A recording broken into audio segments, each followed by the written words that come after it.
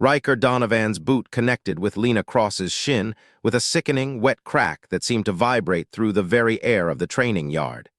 It was a sound that didn't belong in a controlled environment, a sound of structural failure that made the surrounding trainees flinch instinctively. But Lena didn't scream. She didn't cry out for mercy or beg for him to stop. Instead, she lay on the abrasive concrete, her breath hitching in a rhythmic, jagged cadence, and simply stared back at him. Those steel-gray eyes of hers remained fixed on his face, devoid of the fear he so desperately craved to see. Infuriated by her silence, Riker shifted his weight and brought his heavy tactical boot down again, even harder this time. The second leg snapped like dry kindling under the force of his 220-pound frame. A collective gasp went up from the circle of onlookers, but it was quickly swallowed by a wave of nervous, jagged laughter from Riker's inner circle. They cheered for the spectacle, their voices a discordant mix of adrenaline and cruelty, while Lena's breathing grew more ragged, her face paling as shock began to set in. Riker stood over her, his chest heaving with exertion, a twisted, jagged smile spreading across his face as he wiped a bead of sweat from his forehead. He felt a surge of dark triumph. He had finally done it. He'd finally broken the woman who had been assigned to teach them. He had finally proven in the most visceral way possible that a woman, especially one who relied on a service dog, had no business trying to mold men like them into weapons. But as the echoes of the violence faded, Rex, her German shepherd, took a slow, deliberate step forward. The dog didn't growl, didn't bark, but the sheer predatory focus in its intelligent brown eyes caused Riker's smile to falter. The atmosphere shifted from one of chaotic triumph to something much colder and more dangerous. To understand how a federal training facility transformed into a scene of such senseless brutality, one has to look back to the day it all began. 3 months before Riker Donovan shattered both of Lena Cross's legs, he had walked into the federal training facility in Quantico with a chip on his shoulder the size of the state of Virginia itself. Riker was a man built of hard angles and heavy muscle, standing 6'3" and weighing in at a solid 220 pounds. He was a former college linebacker, a man who had been the star of his universe until the NFL combined chewed him up and spat him out. To Riker, federal service wasn't a calling or a dream. It was a backup plan, a consolation prize for a man who felt he deserved the bright lights of a stadium. He made sure that distinction was clear to everyone he met. He walked with a heavy-heeled swagger, his gaze constantly searching for a challenge, his presence designed to suck the air out of any room he entered. The morning air in Quantico was thick with humidity and the scent of distant pine and gun oil. Riker was part of an intake of 24 trainees, a group handpicked for an elite tactical unit specializing in high-risk federal operations. These were the men and women sent into the situations everyone else ran away from. It was the kind of work where a half-second delay or a single lapse in judgment resulted in a body bag. As they marched toward the training yard for their first session of close-quarters combat, Riker leaned toward Marcus Chen, a wiry former Marine walking beside him. Marcus was lean, all sinew and nervous energy, a stark contrast to Riker's sheer mass. "You seeing this?" Riker muttered, his voice dripping with a casual, practiced disdain. He gestured with his chin toward the far end of the yard where a small figure stood waiting. Marcus followed Riker's gaze, squinting against the morning sun. The figure was a woman who couldn't have been more than 5'6", maybe 130 pounds if she was soaking wet. Her dark hair was pulled back into a utilitarian ponytail, and she wore a plain gray t-shirt tucked into black tactical pants that looked slightly too large for her slight frame. She looked more like a librarian than a combat instructor. And sitting perfectly still beside her, with a military-grade bearing that put most of the trainees to shame, was a German shepherd. The dog's ears were perked, its eyes tracking every movement in the yard with a level of concentration that felt unnerving. "That's Lena Cross," Marcus said quietly, his voice carrying a note of caution that Riker completely ignored. "You hear about her?" Riker snorted, a sharp, ugly sound. "I heard they're getting desperate enough to put a girl with a pet in charge of teaching us how to fight." He made sure to speak loud enough so that the trainees around them would hear. "What's next?" "Yoga instruction from a goldfish." The laughter that followed was mean and sharp, a ripple of mockery that boosted Riker's ego. He fed off that energy. Throughout his life, Riker had learned that if you were the loudest, the strongest, and the most aggressive, people would eventually fall in line. It had worked on the football field, and he saw no reason why it wouldn't work here. Marcus tried to intervene again, his eyes flickering toward the woman at the end of the yard. "I'm just saying, Chen." Riker cut him off with a dismissive wave. "You're just saying nothing. Look at her. She's a $130. I could bench press her for reps, and that mutt. I've taken scarier things than that dog to the vet." More laughter erupted. Even Marcus cracked a small, hesitant smile, though he kept his distance from Riker's bravado. Lena Cross hadn't moved. She hadn't reacted to the noise or the obvious insults. She simply stood there with one hand resting lightly on the German shepherd's head, watching the 24 trainees file into formation with an expression that was entirely unreadable. It wasn't anger. It was a cold, clinical observation. The training coordinator, a man who looked like he had been carved out of old leather and granite, stepped forward. This was Dutch Hendris, a grizzled former Delta operator and a living legend in the special operations community. Dutch had seen combat in every major theater for the last 30 years. When Dutch spoke, the world seemed to go quiet out of sheer respect. He didn't need to shout. His voice had a gravitational pull that demanded attention. "Listen up," Dutch barked, the sound echoing off the concrete walls of the facility. "For the next 12 weeks, Instructor Cross will be handling your close-quarters combat training. Her word is law. Her methods are proven. You will give her the same respect you would give any instructor at this facility, and you will do so without hesitation. Is that understood?" The response from the trainees was a sharp, unified "yes, sir." But Riker could feel the skepticism radiating from the men around him. He wasn't the only one who thought this was a farce. Several trainees exchanged subtle glances, the kind of looks that suggested they were being pranked or subjected to some bizarre psychological test. They were the elite, the best of the best, and they were being handed over to a woman who looked like she'd struggled to carry a heavy grocery bag. Dutch didn't seem to notice or care about the underlying tension. He turned to Lena, gave a curt nod, and said, "They are all yours, Cross." Then, without another word, he turned and walked away, leaving the 24 trainees standing in formation under the silent gaze of the woman and her dog. The silence that followed was heavy. It stretched for 10 seconds, then 20, then 30. It became uncomfortable. The trainees shifted their weight, some looking at their boots, others staring defiantly at Lena. "Is she going to say something?" David Martinez whispered from Riker's left. David was a former Army Ranger, a man who knew his way around a fight but was currently feeling the awkwardness of the moment.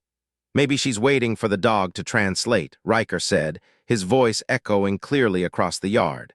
This time, the laughter was more subdued. The weight of the silence was starting to get to them. Lena's presence was like a stone cliff absorbing waves.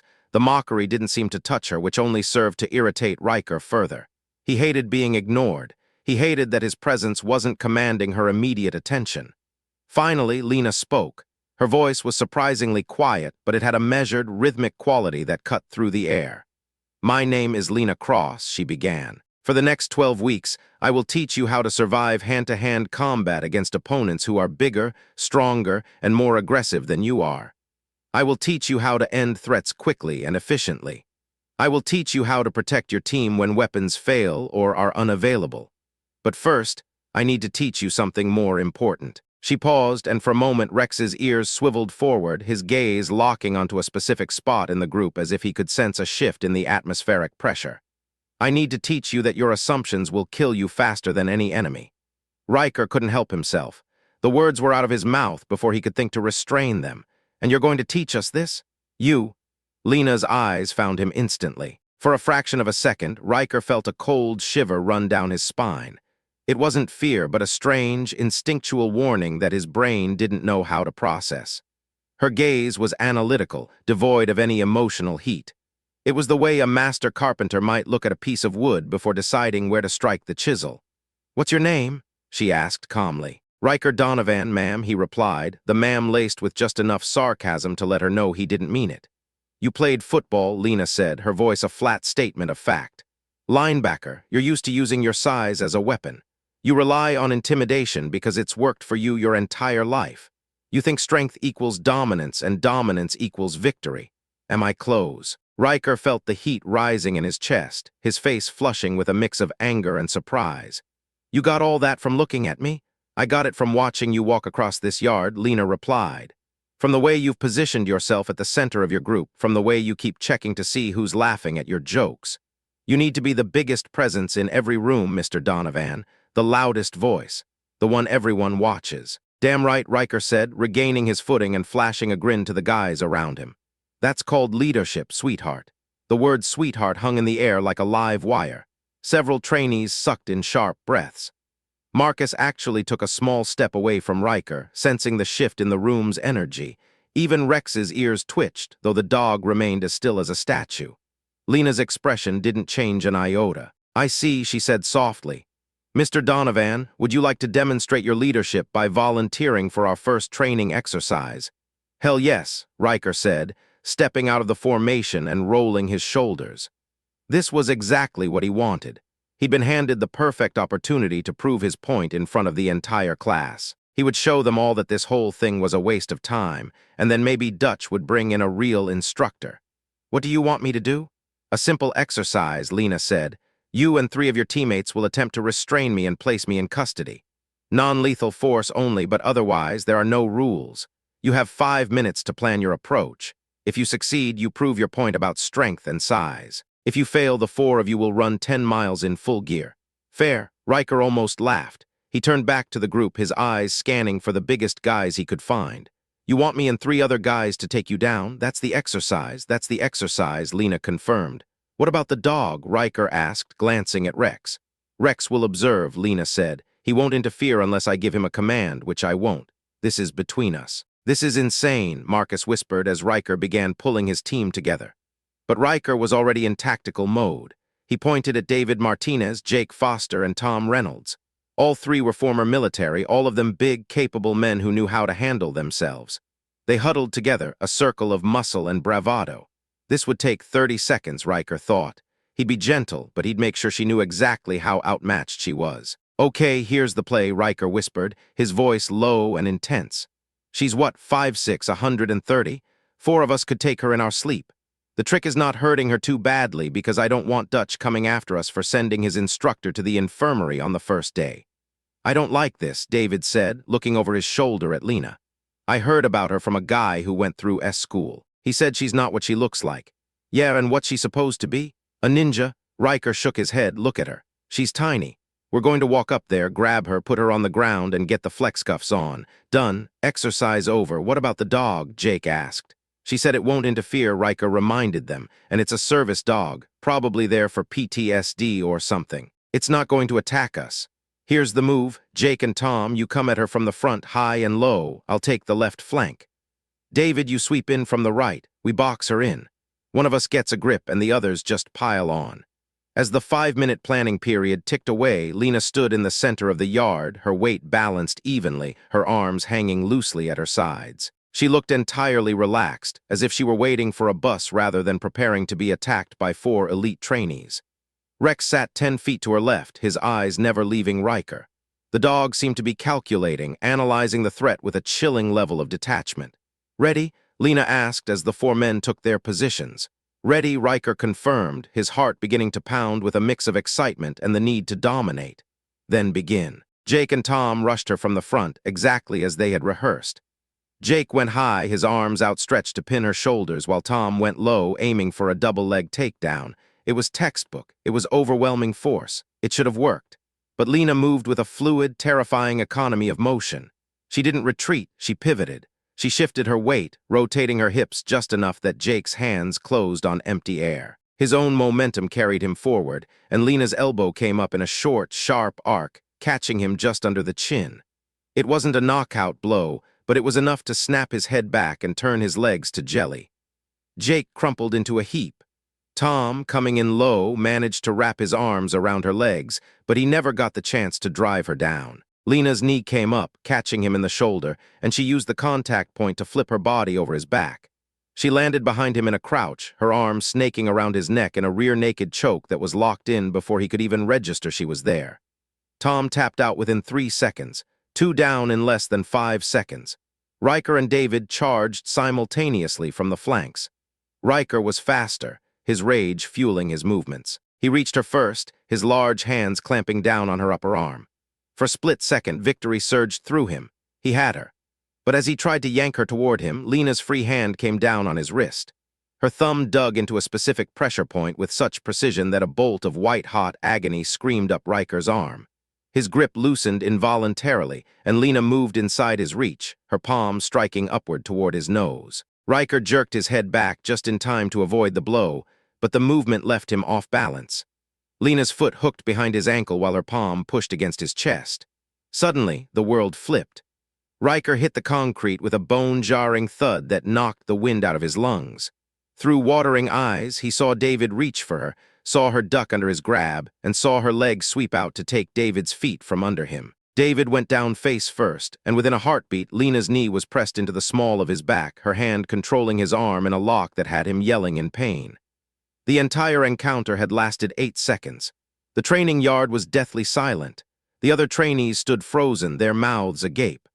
Riker struggled to his feet, gasping for air, his pride hurt far worse than his body. It wasn't possible. This wasn't how the script was supposed to go. He outweighed her by nearly 100 pounds, he was a decorated athlete, and she had just dismantled his team as if they were toddlers. Time out. Riker wheezed, clutching his chest. Time out. What the hell was that? Lena released David and stood up. She wasn't even breathing hard. There wasn't a mark on her. Rex hadn't moved an inch, but his eyes were locked on Riker, tracking his every movement with an intensity that made Riker's skin crawl. That was the lesson, Lena said quietly. You assumed size and strength were enough. You assumed I couldn't hurt you because I'm smaller. You assumed the exercise would be easy because you've never had to fight someone who spent 15 years learning how to defeat people exactly like you. 15 years. Marcus called out from the circle. Where did you train? Classified, Lena replied, her voice cooling. But I can tell you that I've worked protection details for 4 ambassadors, extracted assets from 18 hostile territories, and personally neutralized 47 combatants who were all bigger, stronger, and more confident than Mr. Donovan. She looked directly at Riker. You're not the first man who called me sweetheart and thought it would end well for him. The humiliation was a physical weight, pressing down on Riker's shoulders. He felt the eyes of 23 other trainees on him, felt the mockery he had started being turned back toward him. He had been so certain, so absolutely sure of his own superiority, and she had shattered that certainty in the time it took to take a deep breath. 10 miles, Lena said, her voice brooking no argument. Full gear, all 4 of you, start now. Wait, Riker said, his voice rougher than he intended. Wait, hold on, that wasn't fair. We weren't expecting you to move like that. Give us another shot. Let us actually try this time. Lena's head tilted slightly. You did try, Mr. Donovan. You tried exactly as hard as you thought you needed to. That's the point. You underestimated the threat because the threat didn't look threatening. In the field, that mistake gets you killed. Here it just gets you cardio, one more chance. Riker pressed, his face darkening. Right now, same teams. We'll take it seriously this time. Mr. Donovan, the exercise is over, Lena said. You lost. Accept the consequences and move on. But Riker couldn't move on. He couldn't accept it.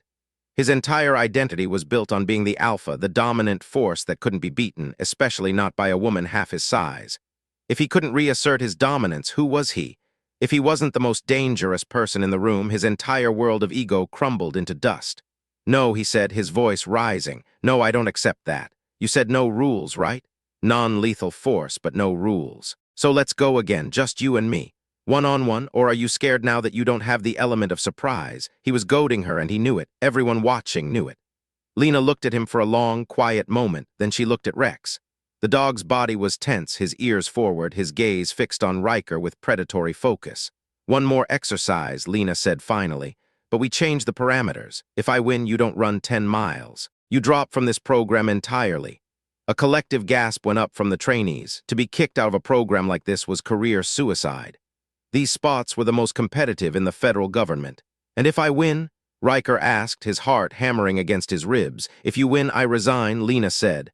Dutch finds you a new instructor. You get what you want. Riker should have seen the trap. He should have recognized that she was giving him exactly what he thought he wanted while setting the stage for something he couldn't possibly anticipate. But his pride was a blindfold. Deal, he said. Dutch needs to authorize it, Lena said, pulling a radio from her belt. Hendris, you copy? The radio crackled and Dutch's voice came through, tight and warning. Copy, Cross. What's happening? Trainee Donovan is demanding a second exercise. One-on-one, stakes are my resignation against his dismissal from the program. There was a long pause. When Dutch spoke again, his voice was heavy. "Donovan, you sure about this?" Riker grabbed the radio. "Yes, sir, I'm sure." Another pause. "Your funeral, son. Cross, you're authorized. Try not to break him too badly. Understood." Lena clipped the radio back to her belt. "Same rules. Non-lethal. No weapons. No time limit. You need to restrain me. I need to incapacitate you." "Clear." "Crystal," Riker said, cracking his knuckles. His humiliation had transformed into a cold, hard anger. He'd been made to look weak, and that was unacceptable. He'd use his weight properly this time. He'd use his reach. He'd do what he should have done from the start, crush her with sheer physical force. They squared off in the center of the yard, the circle of trainees tightening around them. The atmosphere was no longer one of training. It was something darker, something personal. Riker advanced carefully, his hands up, his weight balanced. He faked a move to the left, then shot in from the right, his arms reaching for her waist. He wanted to get her to the ground, to use his massive frame to pin her down and end the debate once and for all. His arms closed around her. He had her. He felt the solid weight of her body against his. He lifted, intending to slam her onto the concrete. But as he did, Lena's arm wrapped around his neck and her legs hooked over his hips. She wasn't fighting his strength. She was redirecting it. They went down together, but Lena was in control of the descent. She landed on top, her legs scissored around his ribs, her arm across his throat in a perfect guillotine choke. Riker tried to power out, tried to use his massive neck muscles to break her hold, but the angle was perfect. The leverage was absolute. The harder he struggled, the tighter the choke became. Black spots began to dance across his vision. Panic, primal and overwhelming, set in. He was suffocating. He slapped his hand against her arm once, twice, 3 times. The pressure vanished instantly. Lena rolled away and stood up in one smooth motion. Riker lay on his back, gasping for air, the world spinning around him. He had been defeated twice in front of everyone he wanted to impress. "The exercise is complete," Lena said, her voice devoid of triumph. "Mr. Donovan, report to Dutch's office. He'll process your dismissal paperwork." "No," Riker screamed, scrambling to his feet, his face contorted with rage. "No, that's not how this ends. You cheated, you did something. There's no way you beat me straight up." "I beat you exactly straight up," Lena said, her voice becoming a cold blade. "You're just unwilling to accept that your understanding of combat is fundamentally flawed." Flawed. Riker was shouting now, his control completely gone. "I played Division I football. I've been in fights you can't imagine. There's no way some little girl with a therapy dog is better than me." "No way, Mr. Donovan, you need to calm down," Lena said. "Don't tell me to calm down." Riker was a whirlwind of ego and desperation. "You want to prove you're so tough? Fine, let's go again right now. No rules, none. We see who's actually dangerous." "The exercise is over," Lena said, turning her back on him. "You lost. Accept it." But Riker couldn't. He watched her walk away, watched the way the other trainees looked at him, some with pity, some with disgust. The world he had built, the one where he was the king, was burning to the ground. He looked at her legs, so small and fragile compared to his own. In that moment, something snapped inside Riker Donovan. The red mist of pure, unadulterated rage descended. He didn't see an instructor or a fellow human being. He saw the obstacle to his own greatness. He lunged. Lena heard him coming, but he was faster this time, driven by a manic energy. He tackled her from behind, the weight of his body slamming her into the concrete. Rex barked, a sharp, thunderous sound that echoed through the yard, but Riker was already moving. He pinned her down, his hands finding her shins. The memory of the crack, the sound of her bones breaking, felt like the only thing that could mend his shattered pride. He brought his boot down, and the world changed forever. As Riker stood over her broken body, the trainees' cheers began to die down, replaced by a suffocating realization of what they had just witnessed. This wasn't training. This was a crime. And Rex, the dog who had been so still, was no longer observing. He was a shadow of fur and teeth, and he was moving toward Riker with a purpose that no human strength could stop. The twisted smile on Riker's face began to fade as he realized that while he had broken Lena's legs, he hadn't broken her spirit. And he certainly hadn't accounted for the bond between a warrior and her partner. The training yard at Quantico had seen its share of sweat and blood, but it had never seen anything like this. The 24 trainees who had once looked at Riker with a mix of awe and fear now stood back, their faces pale as the reality of the situation set in. Riker, still gasping, looked down at Lena. She lay there, her legs twisted at impossible angles, her face a mask of agony that she refused to let escape in a scream. Her hands were clenched in the grit of the concrete, her knuckles white. "You're done, Donovan," Marcus Chen whispered from the edge of the circle. His voice wasn't mocking now, it was horrified. You've killed your career. You've killed everything." Riker didn't hear him. All he could hear was the blood rushing in his ears and the low, guttural vibration coming from the German shepherd. Rex was no longer a service dog. He was a silent predator. The dog's hackles were raised, his lips pulled back just enough to show the gleam of his canines. He wasn't barking, he was waiting. Lena's voice came out as a strained whisper, but it carried through the silence like a gunshot. "Rex, stay." The dog paused, his entire body quivering with the effort to obey. He looked from Lena to Riker, his eyes burning with a primal hatred that made Riker's heart hammer against his ribs. "Donovan," Lena gasped, her eyes never leaving his. You think this makes you strong." Riker looked down at her, his hands shaking. "I proved my point," he said, but his voice lacked the conviction he'd had only moments ago. "No," Lena said, a bloody smile touching her lips. "You proved.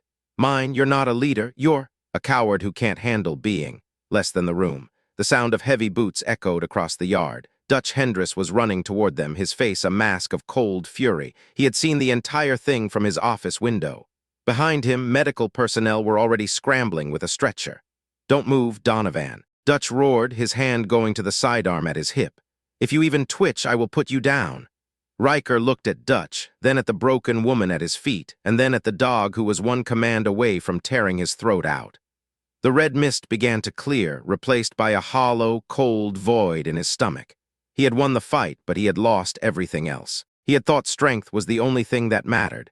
But as he watched the medics swarm over Lena, as he saw the unwavering loyalty of the dog and the absolute disgust on the faces of his peers, he realized that he had never been the strongest person in the yard. Not even close. As they led Riker away in handcuffs, the last thing he saw was Rex resting his head gently against Lena's shoulder as they lifted her onto the stretcher. The dog never took his eyes off Riker until the doors of the transport van slammed shut, plunging the former linebacker into a darkness of his own making. The lesson was over, and the cost had been higher than anyone could have imagined. The foundation of Riker Donovan's world didn't just crack in that moment, it disintegrated. To a man like Riker, a man who had built his entire identity on the brittle architecture of physical dominance and a perceived biological superiority, this wasn't just a loss in a training exercise. It was an existential threat. If he wasn't the strongest, if he wasn't the alpha who could bend any situation to his will, then who was he? As he stared into Lena's calm, unblinking eyes, he didn't see a teacher or a superior officer. He saw an anomaly that needed to be corrected. He saw a lie that he had to expose by any means necessary. The humiliation tasted like copper in his mouth, a bitter metallic tang that fueled a sudden, explosive surge of adrenaline. His brain, bypassed by a primitive need to re-establish the hierarchy, signaled a total breakdown of his professional restraint. He didn't think about the consequences. He didn't think about the dozens of witnesses or the career he was throwing away. He only thought about the weight of his own fists and the desperate need to see her hit the ground. Riker advanced on Lena with a cold, terrifying clarity in his gaze. This wasn't a sparring match anymore. This was real violence, the kind born of a bruised ego and a cornered soul. His hands didn't reach out to grapple or restrain. They moved with the intent to cause physical damage, to crush the person who had dared to make him feel small. In his warped logic, if he couldn't beat her fairly, then beating her unfairly would suffice. It would prove that his strength was the ultimate reality, and her technique was merely a parlor trick that failed when the stakes became real. But Riker had forgotten one vital factor in the equation. He had forgotten that he wasn't just facing a woman, he was facing a team. Rex moved with a speed that defied the laws of physics. One moment, the German shepherd was a silent observer, a statue of fur and focus sitting several yards away. In the next, he was a blur of black and tan muscle crossing the distance in less than a heartbeat. 85 pounds of concentrated protective instinct and specialized training slammed into Riker's chest with the force of a swinging sledgehammer. The air left Riker's lungs in a violent huff as the dog's weight bore down on him. Jaws, capable of crushing bone but currently calibrated for restraint, clamped down on Riker's extended forearm. Rex didn't bite through the skin. His training was too precise for that. But the pressure was immense, a steel trap grip that sent a jolt of pure, white-hot shock through Riker's nervous system. The momentum sent Riker stumbling backward, his heels catching on the uneven concrete until he hit the ground with a sickening thud. The silence that followed was heavy, broken only by the low, guttural vibration of Rex's growl. The dog stood over Riker, his front paws planted firmly on the man's chest, his eyes fixed on Riker's throat. It was a sound that didn't come from the throat, but from the very soul of the animal, a warning that resonated through the pavement and into the bones of every trainee watching. Riker lay there pinned, his arm throbbing and his pride lying in tatters around him. The world had shrunk down to the sight of those yellow eyes and the heat of the dog's breath on his face. "Rixus," Lena said quietly. Her voice wasn't raised. She didn't need to shout. The command was a soft exhale, a thread of connection that the dog caught instantly. "Release." Rex backed away 2 steps, his body still tense, his gaze never wavering from the fallen man. The message was unmistakable: move again, and the next encounter would not end with a warning. Lena walked over, her shadow falling across Riker's face. She looked down at him, her expression an unreadable mask of professional detachment. There was no triumph in her eyes, no smug satisfaction. There was only the cold reality of a lesson learned the hard way. "Go to Dutch's office," she said, her voice flat. "We're done here." But as Riker dragged himself to his feet, nursing his bruised arm and his shattered sense of self, it was clear they weren't done. Something fundamental had snapped inside him. As he looked at the other trainees, he saw a kaleidoscope of reactions. Some of them had satisfied smirks, glad to see the bully humbled. Others looked away, uncomfortable with the raw display of failure, but none of them looked surprised. They had all seen the collision course Riker was on. They had all recognized the flaw in him that he had been too blind to see. For Riker, the humiliation was a toxin that his brain couldn't process. To accept that he had lost meant accepting that his worldview was a lie. So he did what people often do when faced with a truth too painful to bear. He invented a conspiracy. This wasn't about his weakness. It was about her cheating. It was about a rigged system protecting a diversity hire. If he could just find the proof that she wasn't what she claimed to be, his failure wouldn't be his fault. It would be a crusade for the truth. This toxic delusion would simmer for months, a slow-burning fuse that would eventually lead to a morning of coordinated violence. It would lead to a moment where Lena would find herself on the ground with both legs broken, and Rex would be forced to show the world exactly what a service dog is capable of when the person he loves is in mortal peril. But that storm was still on the horizon. For now, Riker simply picked up his gear and walked toward the admin building with his head down, the weight of the silence behind him heavier than the dog that had just pinned him to the earth. Once Riker was out of sight, Lena turned back to the remaining 23 trainees. Her presence seemed to expand, filling the space left by Riker's exit. "Today's lesson is simple," she said, her voice carrying across the yard. "Your ego is not your friend, your assumptions are not facts, and the person you underestimate is often the person who ends up ending you. We'll continue tomorrow morning at 0600. Dismissed." The group broke apart, the air finally rushing back into the yard as they began to whisper among themselves.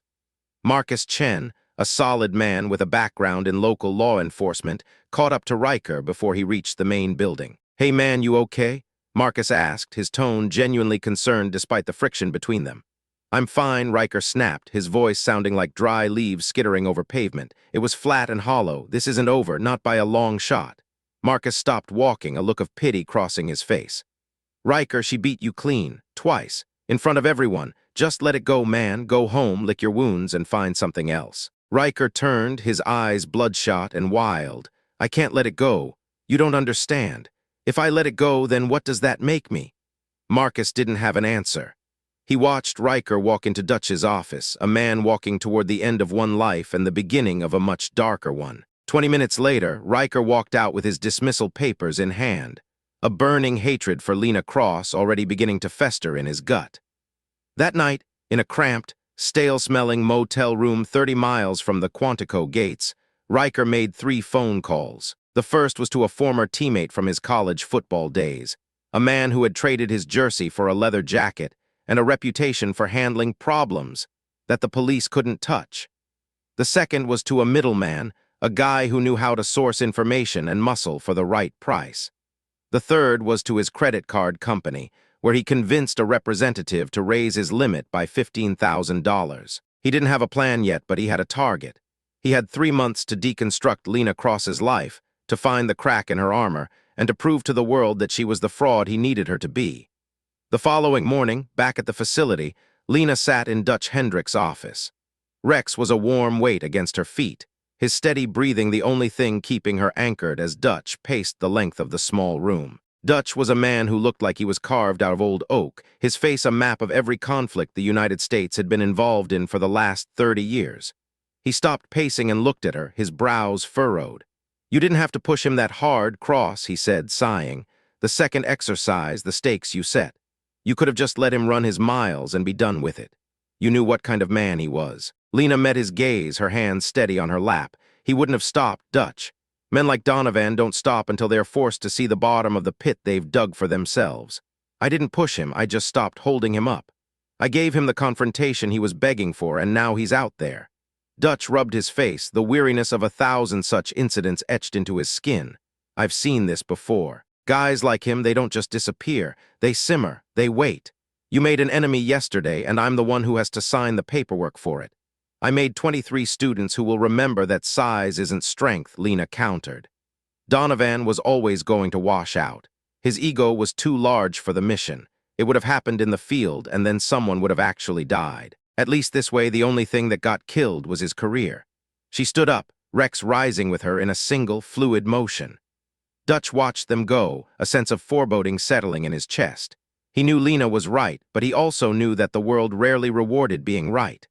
As Lena walked across the facility grounds, the sun was beginning to dip below the tree line, casting long, skeletal shadows across the grass. The orange and red hues of the Virginia sky reminded her of other sunsets, of the dust-choked horizons of Kabul and the sharp, metallic scent of a city under siege. Her left hand, hanging loosely at her side, began to tremble, a rhythmic, subtle vibration she couldn't control. It was a ghost of the shrapnel that still lived in her shoulder, a souvenir from the day her old life ended. Rex noticed immediately. He shifted his gait, pressing his shoulder firmly against her leg, offering a physical anchor to the present. "I'm okay," she murmured, more to herself than him. The tremor slowed, then stopped. Rex had been her shadow for 4 years. He had been there for the nightmares that made her wake up screaming in a cold sweat. He had been there for the panic attacks in grocery store aisles and the long, silent hours when the weight of her survival felt heavier than the loss of her teammates. He was trained to detect the subtle chemical shifts in her scent that signaled an oncoming episode. But his role had evolved far beyond his initial medical certification. He was her guardian, her partner, and the only soul who truly knew the cost of her service. Her phone buzzed in her pocket. It was a text from Marcus Chen. "Donovan just left the base, looked bad, thought you should know." Lena stared at the screen for a moment before locking it. There was no need to reply. Riker Donovan was a ghost now, a shadow of a mistake she had corrected. But deep down, in the part of her that had survived the streets of Istanbul and the mountains of Afghanistan, a small voice warned her that ghosts are the hardest things to kill. The training cycle continued, but the atmosphere had changed. The remaining trainees were quieter, more focused. The spectacle of Riker's dismissal had acted as a filter, straining out the bravado and leaving behind a concentrated group of men and women who were finally ready to learn. "Today, we're going to talk about threat assessment," Lena began the next morning. She stood in the center of the training yard, the early morning mist clinging to her boots. "Mr. Chen, what makes someone dangerous?" Marcus stood up straighter, his voice clear. "Size, training, weapons, and intent, ma'am. It's a good textbook answer," Lena said, nodding slowly. "But it's also dangerously incomplete." She gestured to the dog at her side. "Rex weighs 85 pounds. Most of you outweigh him by a significant margin. By your logic, any one of you is more dangerous than he is. Mr. Martinez, do you believe you could take Rex in a fight?" David Martinez, a former Marine who still carried the scars of a roadside IED on his forearm, shook his head without hesitation. "No, ma'am. I've seen what he can do." "Why?" Lena pressed. "Because he doesn't hesitate," Martinez replied. "He's faster than I am, he's lower to the ground, and he's got weapons I can't counter without a tool." "Exactly," Lena said. "Rex is dangerous because of his training, his speed, and his specialized weapons. Now apply that to the people you'll face in the field. The threat isn't always the 6'4" guy with the bulging muscles. Often it's the person you don't even notice until they're already inside your perimeter. The person who looks weak, who looks like they don't belong. If you assume you're the apex predator in every room, you've already lost. Mr. Donovan made that assumption. He thought because I was smaller, I was a victim. He paid for that mistake with his career. Don't pay for it with your life. Over the next few weeks, Lena dismantled their preconceptions one by one. She put them through drills where they had to fight while wearing heavy, restrictive gear to simulate exhaustion. She had them spar in the dark, teaching them to rely on sound and the feel of their opponent's movement rather than their eyes. She showed them how a simple redirection of momentum could send a man twice her size crashing into a wall. And slowly, the grudging respect they felt for her turned into something deeper. They began to see the logic in her movements, the sheer economy of effort that defined her style.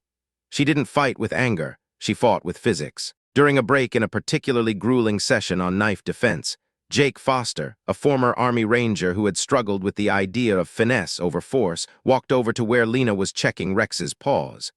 "Ma'am, can I ask you a personal question?" he asked, his voice low so the others wouldn't hear.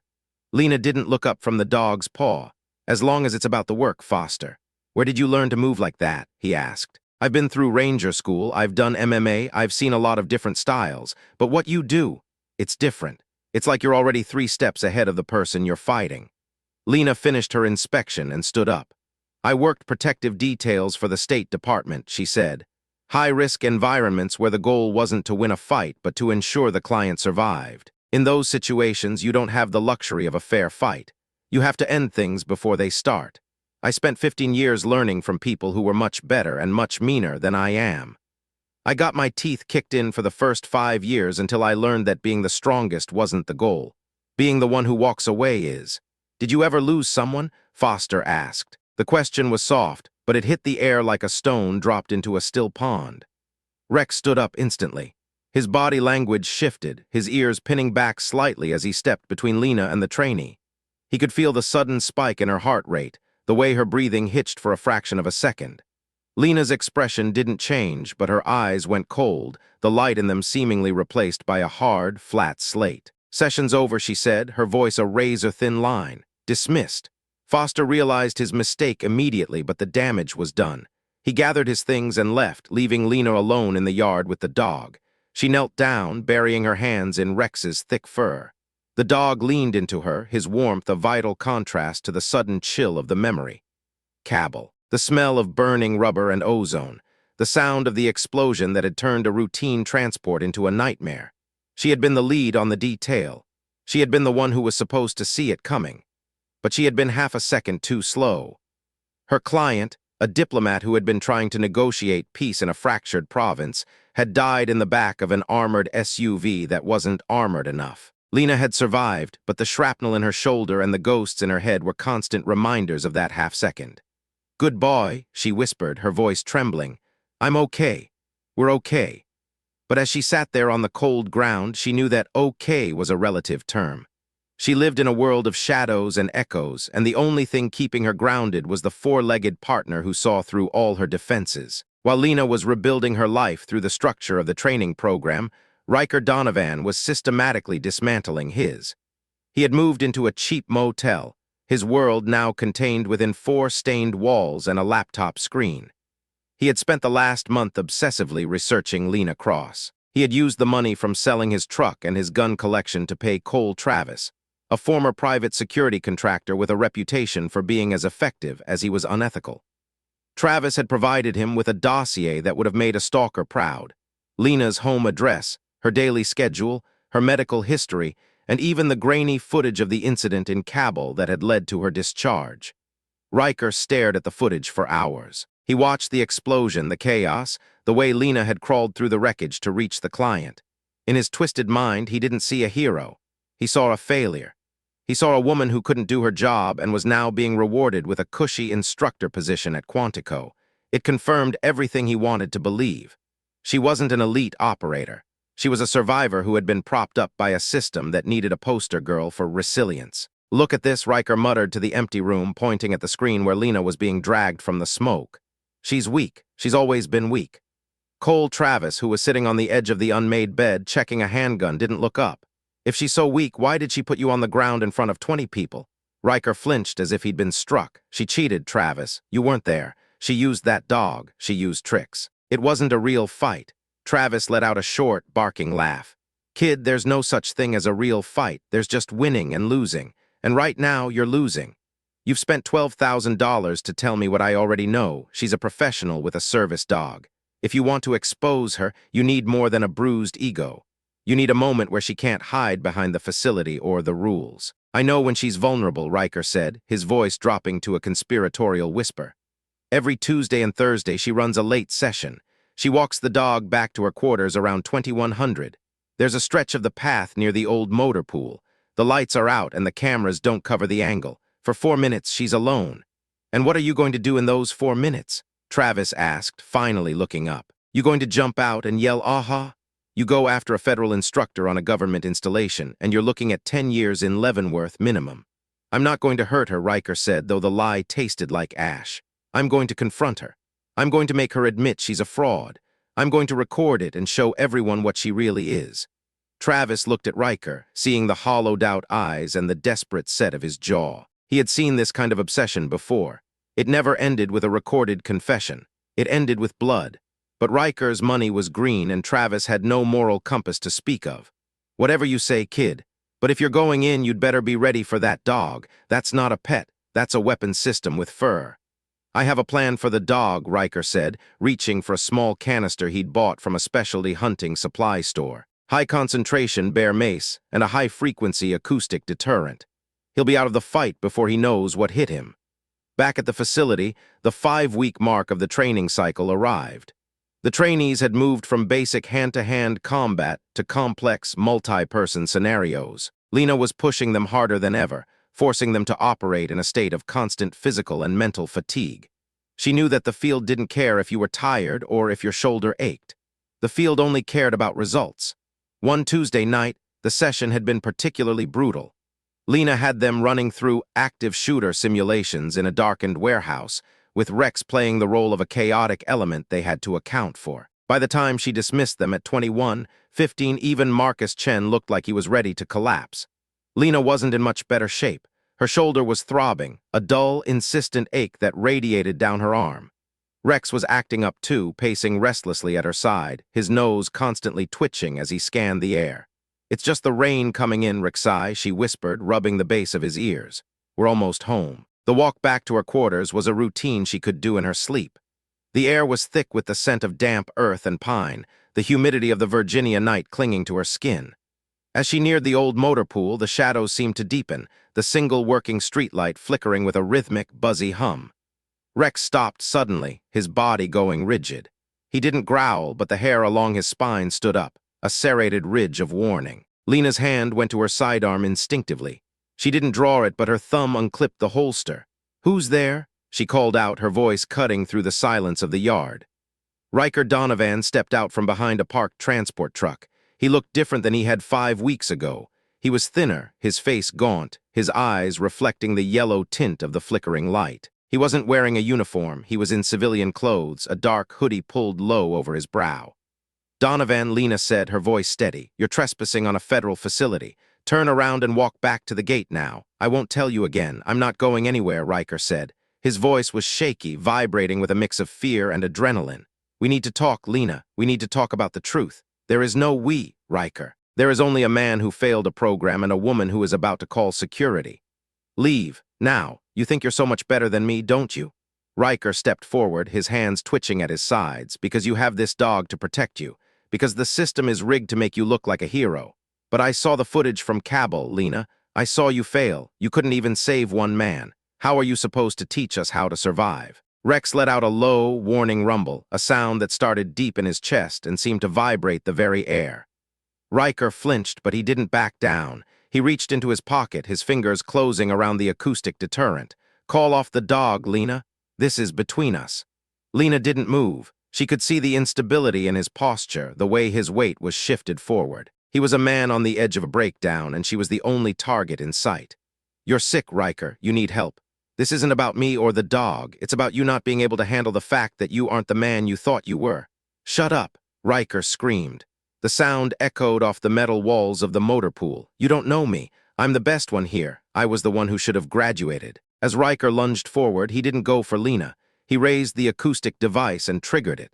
A high-pitched, piercing whine tore through the night, a sound above the range of human hearing but devastating to a dog's sensitive ears. Rex let out a yelp of pure agony, his paws flying to his head as he collapsed to the ground, disoriented and pained. "Rex!" Lena cried out, dropping her guard for a split second as she reached for her partner. That was all the opening Riker needed. He was on her in an instant, his weight and momentum carrying them both to the ground. This wasn't a sparring match. There was no referee, no padded mats, no rules. Riker's fists were a blurred frenzy of desperation, fueled by months of fermented rage. Lena fought back with the cold, calculated efficiency she had taught her students, but she was starting from a disadvantage. Her shoulders screamed as she tried to throw a punch, the old injury flaring up like a signal fire. They tumbled across the concrete, a chaotic mess of limbs and labored breathing. Riker managed to get on top, his hands finding Lena's throat. "I'm going to show them," he wheezed, his eyes bulging. "I'm going to show them you're nothing." But Riker had underestimated two things: Lena's will to survive and the bond she shared with her dog. Even through the agonizing wall of sound, Rex saw his person in danger. The pain in his ears was a secondary concern to the sight of Riker's hands around Lena's neck. With a guttural primal roar that sounded more like a wolf than a dog, Rex forced himself up. He didn't care about the noise. He didn't care about the pain. He launched himself at Riker, his jaws finding the man's shoulder and tearing him away from Lena with a ferocity that was ancient and terrifying. Riker screamed as Rex's teeth sank deep into his flesh, the dog's weight dragging him across the pavement. Lena scrambled back, gasping for air, her vision swimming. She saw Rex standing over Riker, his muzzle stained red, his eyes glowing with a protective fury that no training could ever instill. Riker was sobbing now, his bravado gone, replaced by the raw, naked terror of a man who had finally realized he was outmatched by something he couldn't control. "Rex, stop!" Lena managed to choke out. "Release." The dog didn't back down immediately. He stood his ground, a low, continuous growl vibrating through his body, his eyes fixed on the man who had dared to hurt his pack. Only when Lena crawled over and placed a hand on his flank did he finally step back, though he stayed between her and Riker, a living shield of muscle and teeth. Riker lay on the ground, clutching his bleeding shoulder, his eyes darting around the darkened yard like a trapped animal. You're a monster," he whispered, his voice broken. "No," Lena said, her voice raspy but cold. "I'm the one who walked away. You're just the man who couldn't accept the truth." The sound of sirens began to wail in the distance, the flashing lights of security vehicles cutting through the darkness. The confrontation was over, but the story was far from finished. This night would become a legend among the trainees, a cautionary tale about the dangers of ego and the power of a bond that transcended training. In the months that followed, the fallout was extensive.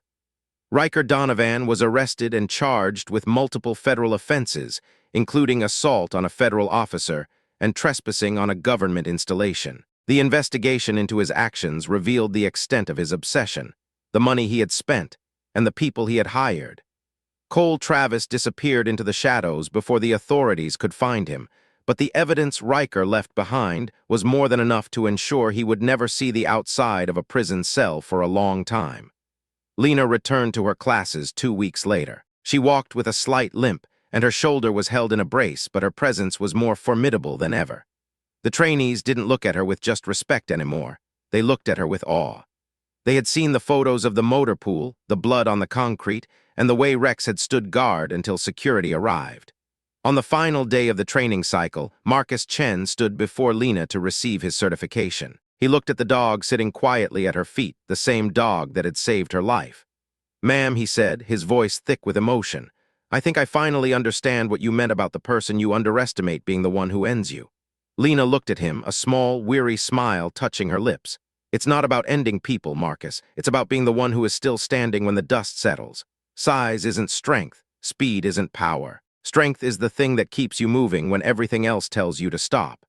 As the trainees marched out of the gate for the last time, Lena stood on the hill overlooking the facility.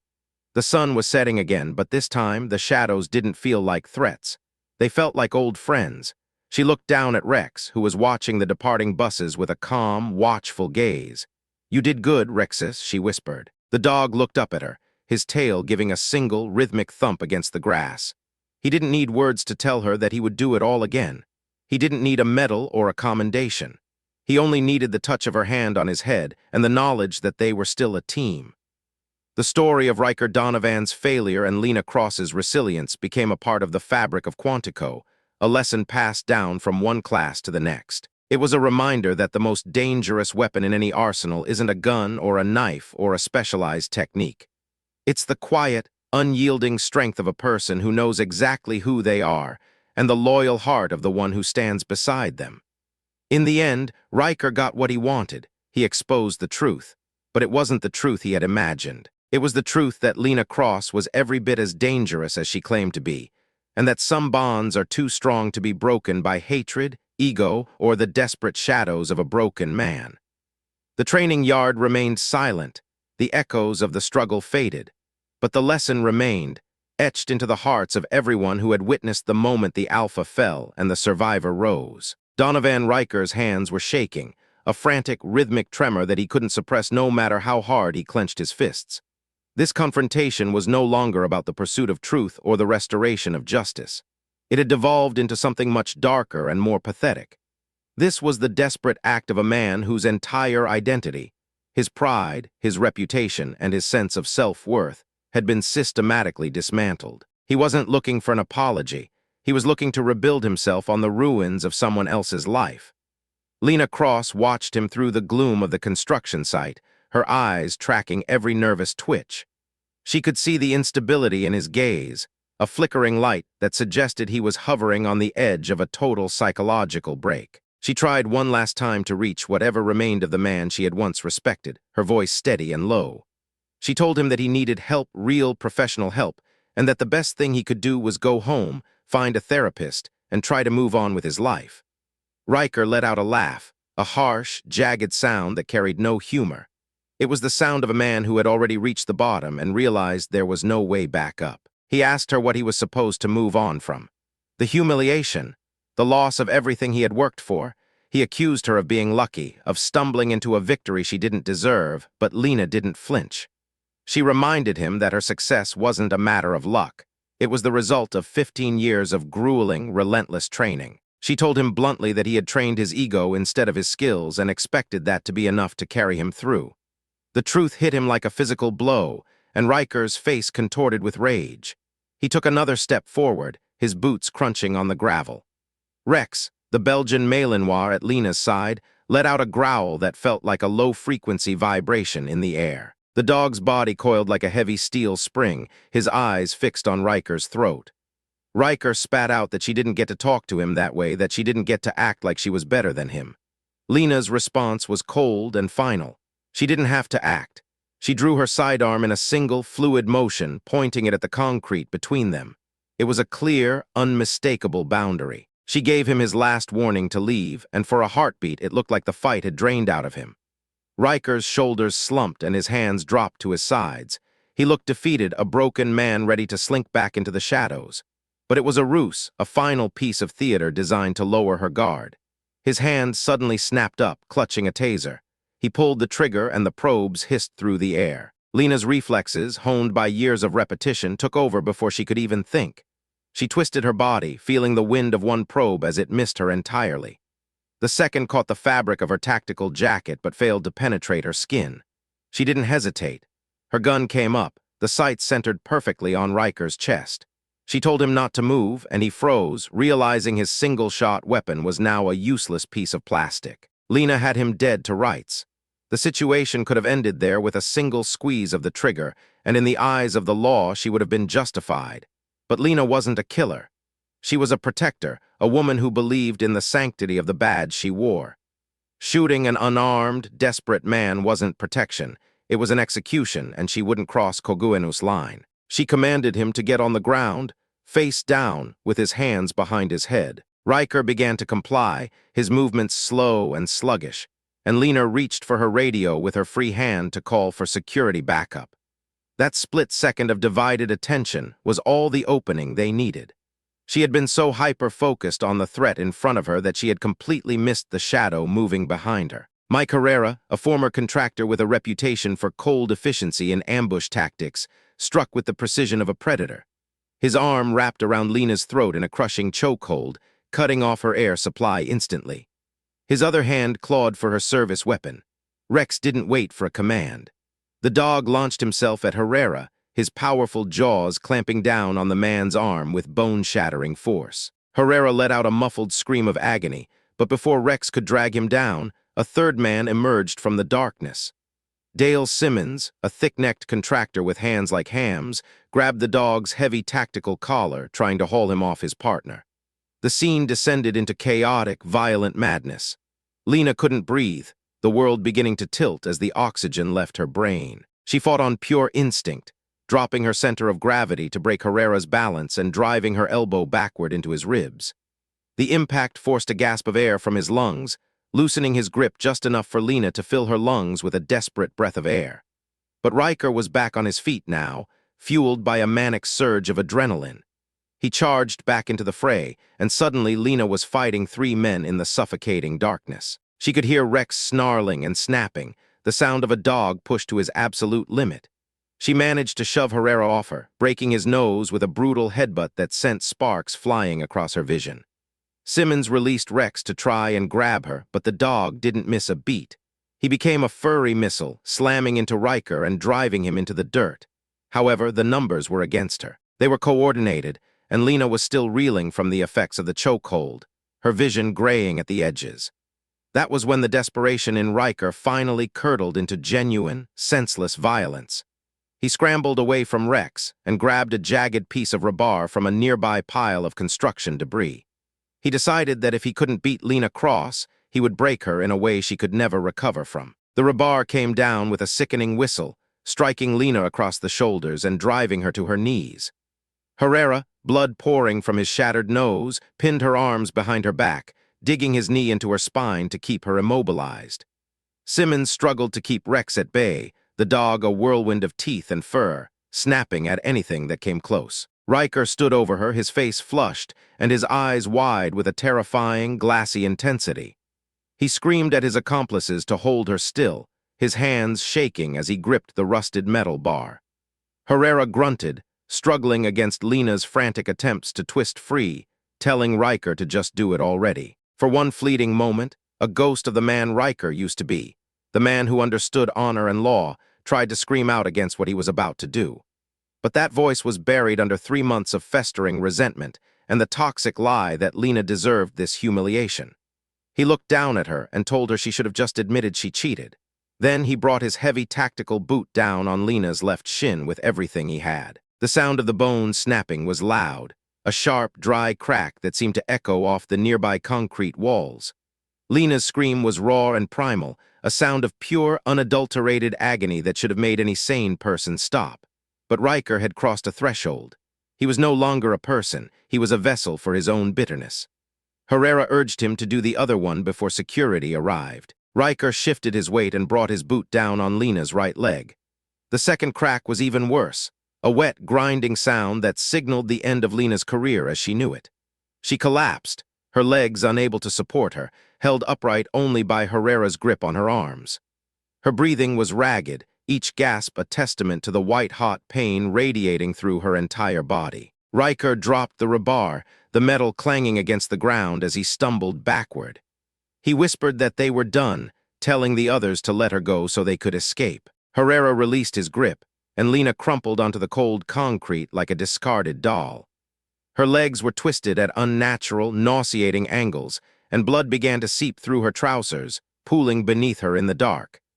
Rex's growl shifted then, reaching a pitch that sounded less like a dog and more like something ancient and vengeful. Simmons made the fatal mistake of assuming the dog would prioritize checking on his injured handler over continuing the fight.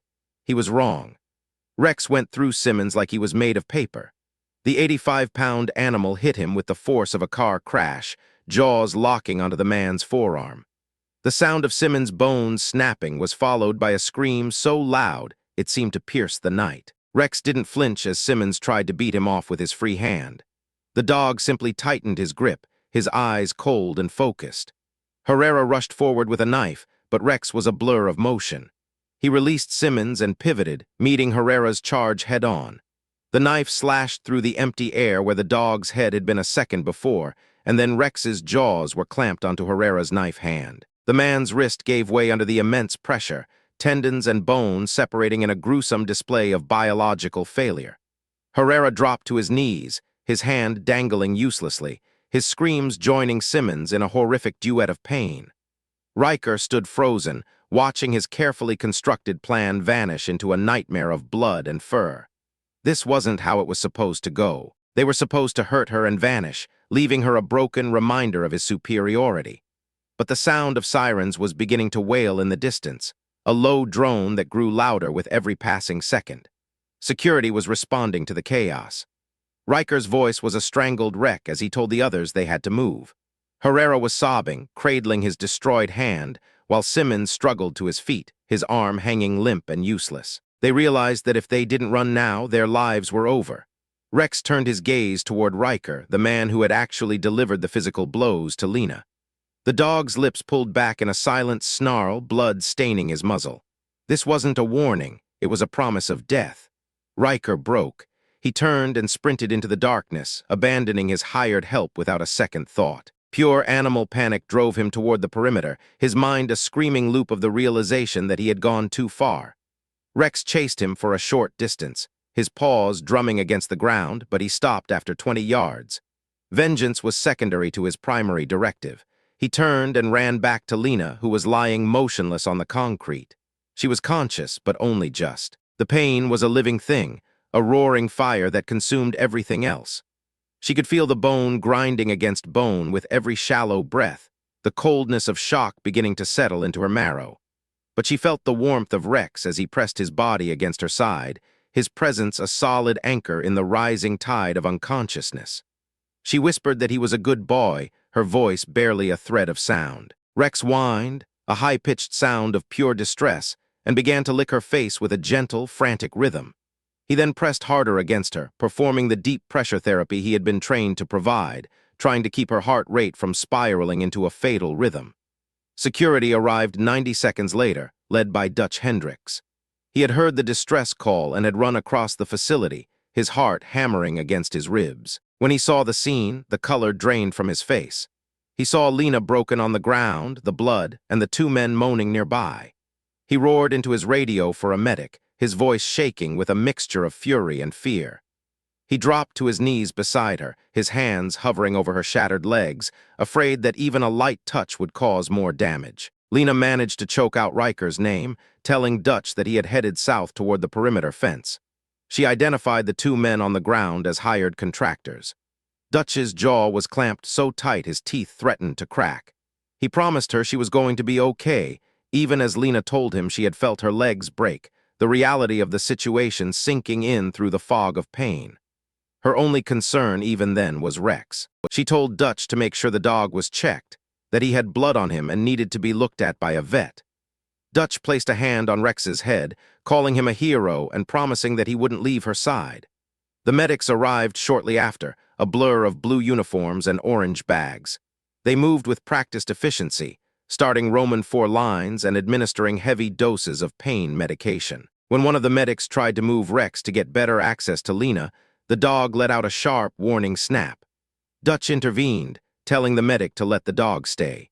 They stabilized her legs with rigid splints, a process that wrung a muffled groan from Lena despite the narcotics.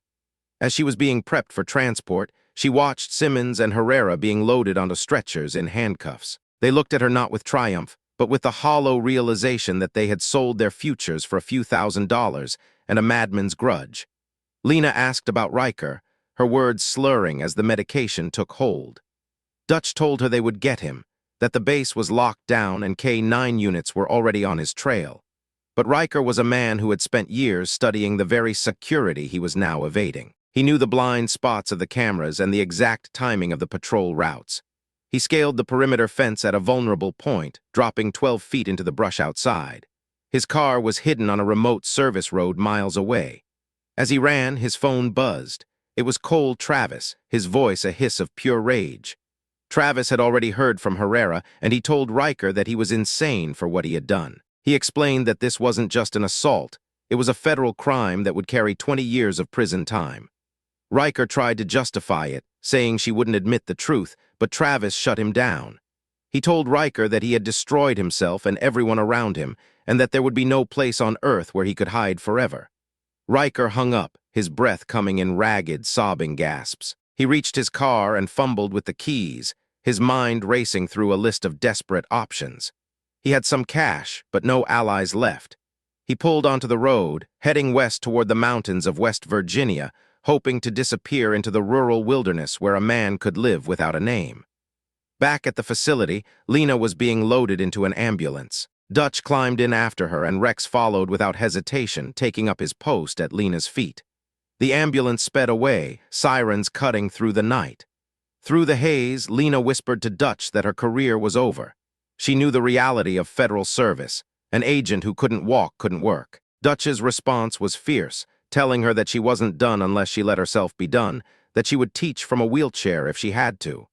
The ambulance hit a small bump, and even through the heavy sedation, a flash of agony crossed Lena's face. Rex's head snapped up instantly, his nose nudging her hand to let her know he was still there. Lena reminded Dutch again to get Rex checked by a vet, and Dutch promised he would handle it personally. When they arrived at Walter Reed, a trauma team was already waiting. Dr. Sarah Chen, a top orthopedic surgeon, took charge. Lena was rushed towards surgery, but the hospital's sterile regulations created a new conflict. The staff insisted that Rex couldn't enter the operating suite. The dog, sensing the separation, became frantic, pulling against the leash Dutch held. It took multiple orderlies and Dutch's calm, firm voice to get the dog into a waiting area. Dutch sat on the floor with him, his hand on the dog's back, feeling the tremor of anxiety in the animal's muscles. He told the dog they would wait together. Hours passed in a blur of fluorescent lights and the smell of antiseptic. Dutch stayed on the phone, coordinating with the hunt for Riker. They had tracked his car through traffic cameras, and the net was closing in. Herrera and Simmons had already started talking, trading Riker's location for the hope of a shorter sentence. Finally, Dr. Chen emerged, her scrubs stained and her face weary. She told Dutch that the surgery had been a success. Both legs were repaired, though the left one had required extensive hardware, plates and screws to hold the shattered pieces of the tibia and fibula together. She warned that the recovery would be grueling, a minimum of 6 months before Lena could even think about walking without assistance. Dutch asked to see her, and when the doctor mentioned hospital policy regarding the dog, Dutch didn't budge. He told her that Rex was the only reason Lena was still breathing and that the dog was going in. Dr. Chen eventually relented, and Rex was allowed into the recovery room. The dog walked in with a solemnity that seemed beyond his species. He saw Lena, her legs elevated and encased in thick white bandages, and he simply sat by the bed. He didn't bark or wag his tail, he just watched the steady rise and fall of her chest. When Lena finally began to drift back to consciousness, the first thing she saw was Rex's deep brown eyes. The relief was so sharp it brought tears to her eyes. She whispered to him, her throat dry and raw, and Rex responded with a soft, comforting whine. She reached out a trembling hand, and he leaned his head into her palm. The following days were a blur of pain management and the dawning reality of her situation. News reached her that Riker had been apprehended in a small motel outside of Harper's Ferry. He had surrendered without a fight, the fire of his ego finally extinguished by the weight of his actions. He was facing a litany of charges that ensured he would spend the majority of his remaining years behind bars. But that brought little comfort to Lena as she looked down at her immobilized legs. She spent her hours in the hospital room staring at the ceiling, wondering who she was if she wasn't an active field agent. Every time the darkness of depression threatened to pull her under, Rex was there, his chin resting on the edge of the mattress, a silent sentinel against her despair. Dutch visited her daily, bringing updates from the academy and news of a potential consulting role. He reminded her that her mind was her greatest asset, not her ability to run a 5-minute mile. He told her about the ripple effect her case had caused, sparking new discussions about the protection of K-9 handlers and the psychological screening of former agents. Lena listened, but her heart wasn't in it. She felt like a ghost inhabiting a broken shell. The physical therapy began 2 weeks later, and it was a special kind of hell. The first time they tried to move her into a wheelchair, the pain was so intense she nearly fainted. Rex watched the therapists with a wary eye, his body tense, but he seemed to understand they were trying to help.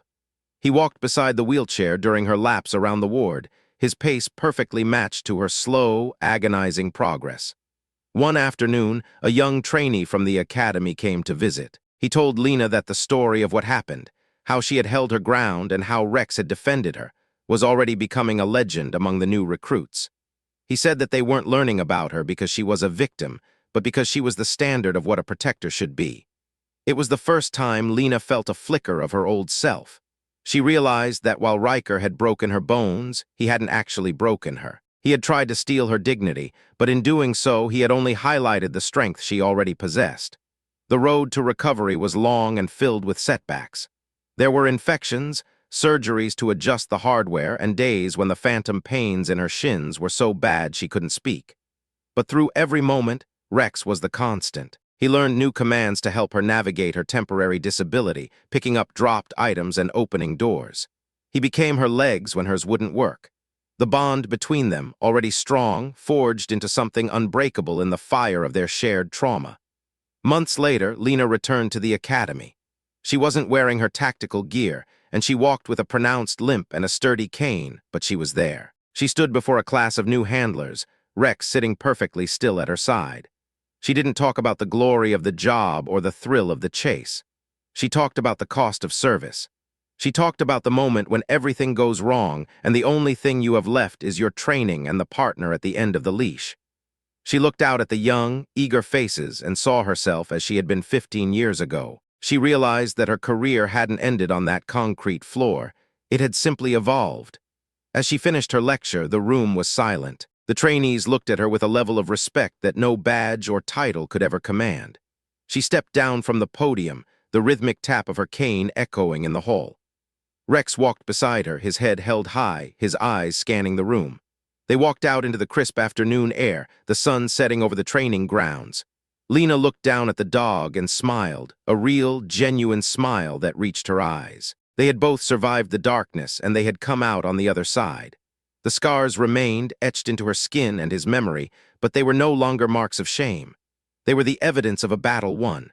And as they moved toward the parking lot, the world felt wide and full of possibility again. Riker was a memory, a cautionary tale of what happens when a man loses himself to his own shadow. But Lena and Rex were a living testament to the power of loyalty and the resilience of the human and canine spirit. They were more than just a handler and a dog. They were a team that had stared into the abyss and refused to blink. The transition from a field agent to an instructor wasn't easy. There were nights when she woke up in a cold sweat, the sound of the rebar hitting the ground echoing in her ears. But every time, the cold nose of Rex would find her hand in the dark, pulling her back to the present. She eventually moved into a small house near the mountains, a place with a large yard where Rex could run free. She still walked with a limp, and some days the pain was a dull ache that reminded her of the price she had paid. But she was alive, she was respected, and she was still making a difference.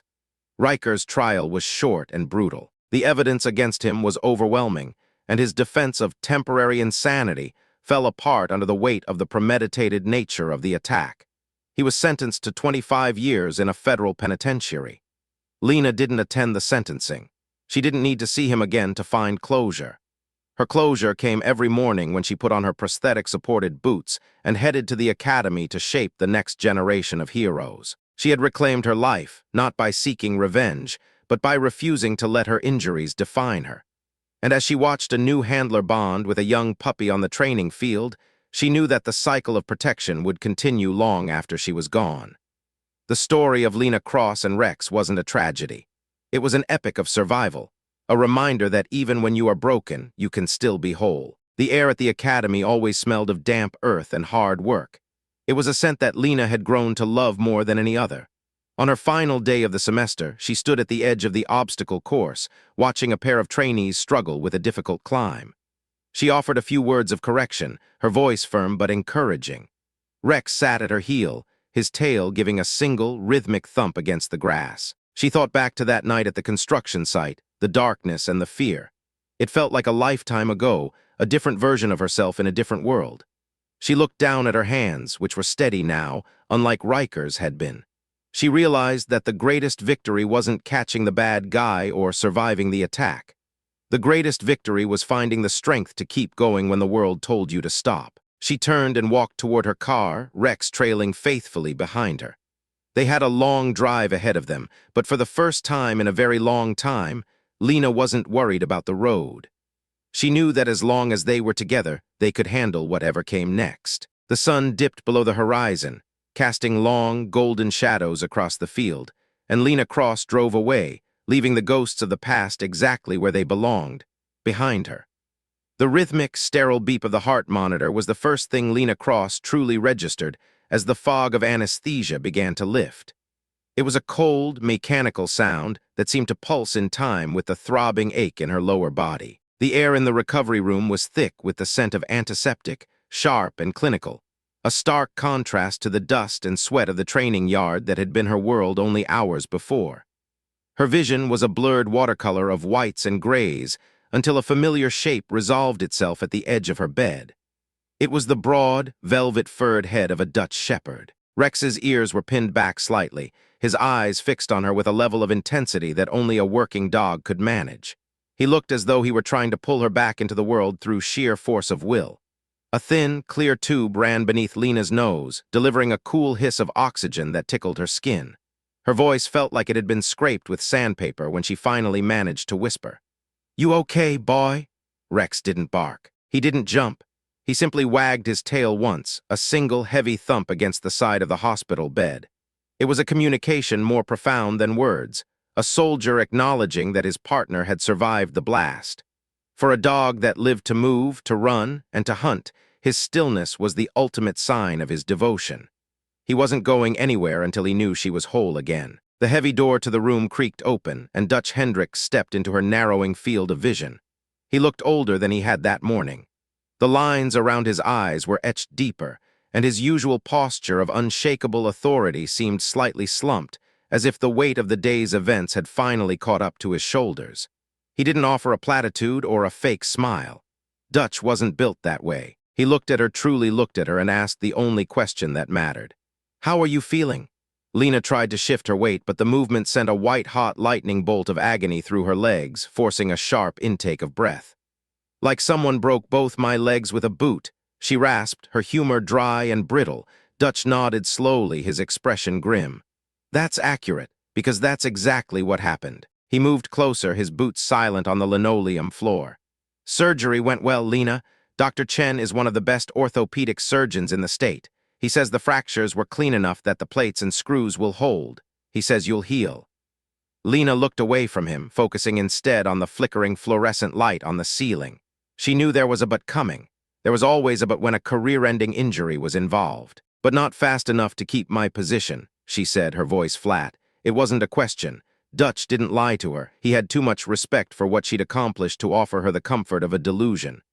"No," he admitted quietly. "Not fast enough for that. The academy has a schedule, and the federal mandates for instructor certification don't have a clause for recovery time this extensive. But that's a problem for later, Lena. A problem for a version of you that can stand up. Right now you rest, you heal, you let Rex take care of you for once instead of the other way around." The mention of the man who had done this to her brought a different kind of pain to her chest, a cold, sharp anger that the morphine couldn't touch. "Did they catch Donovan?" "Not yet," Dutch replied, his jaw tightening. "But he's not getting away. Every law enforcement agency in the region is looking for that truck. His face is on every cruiser's dashboard from here to the coast. He can't hide forever, Lena. Not after what he did." Lena's eyes fluttered shut. The heavy pull of the pain medication was dragging her back down into the dark, and she was too exhausted to fight the current. Her last thought before she drifted off was a confession she hadn't intended to make out loud. "He broke me, Dutch. He actually broke me." Dutch stayed by her side, watching the steady rise and fall of her chest as she succumbed to sleep. He reached down, his hand resting on the back of Rex's neck, feeling the dog's steady, protective warmth. "He broke your legs, Lena," Dutch whispered to the silent room. "That's not the same as breaking you." But as Lena descended into a fitful, drug-induced slumber, she wasn't so sure. Her identity was wrapped up in her physical prowess. She was the woman who could outrun, outclimb, and outfight men twice her size. She was the instructor who led by example, demonstrating the perfect takedown and the most efficient strike. If she couldn't do those things, who was she? The thought that Riker Donovan was still out there, breathing free air and likely convinced that he had won, was a poison in her mind. 200 miles away, in the rugged, lightless hills of West Virginia, Riker Donovan was indeed thinking exactly that. He gripped the steering wheel of his truck so hard his knuckles turned white against the dark leather. In his mind, he wasn't a criminal. He wasn't a coward who had used two other men to hold down a woman so he could shatter her bones. No, in the distorted theater of his own ego, Riker was the victim. He had convinced himself that Lena had forced his hand. Her refusal to acknowledge his superiority, her cheating during the drills, and her public humiliation of him had left him with no choice. He viewed the assault as a necessary correction, a restoration of the natural order. The mental gymnastics required to reach that conclusion were staggering, a testament to the incredible self-deception humans are capable of when faced with a truth they cannot accept. He believed he was a man of honor who had been pushed too far. He believed he had taught her a lesson she deserved. He didn't see the flashing lights in his future yet. He only saw the road ahead and the righteous fire of his own indignation. But justice was coming for Riker Donovan. It wouldn't be a discussion, and it wouldn't be a debate. It would be thorough, merciless, and absolutely uncompromising. The reckoning arrived at 4:30 in the morning at a lonely truck stop just outside Charleston. Riker had been driving for hours, the adrenaline beginning to wear off, and the cold reality of his situation starting to seep through the cracks of his delusion. He needed gas, and more importantly, he needed to feel like he was still in control. He pulled up to a pump, the neon sign of the station flickering and buzzing in the damp night air. In a moment of sheer arrogance, or perhaps a subconscious desire to be caught, he reached for his credit card. He thought a single transaction wouldn't matter. He thought the federal systems were slower than they actually were. He was wrong. The moment the card was swiped, a digital tripwire was pulled. The transaction pinged the federal monitoring systems within 90 seconds. The coordination was seamless. Local police were alerted, and a West Virginia state trooper who had been idling only 3 miles away received the high-priority notification on his terminal. Riker was climbing back into his truck, the scent of diesel clinging to his jacket, when the first cruiser blurred into the parking lot, its sirens silent but its lights a blinding strobe of red and blue. He saw them coming, and for a split second the bravado vanished. He didn't stand his ground like the warrior he claimed to be. He bolted. He scrambled out of the passenger side and tried to disappear into the darkness of the nearby tree line. He made it maybe 50 feet before the trooper, a man who had seen far too much violence in his career to have any patience for Riker's brand of cowardice, tackled him into the jagged gravel.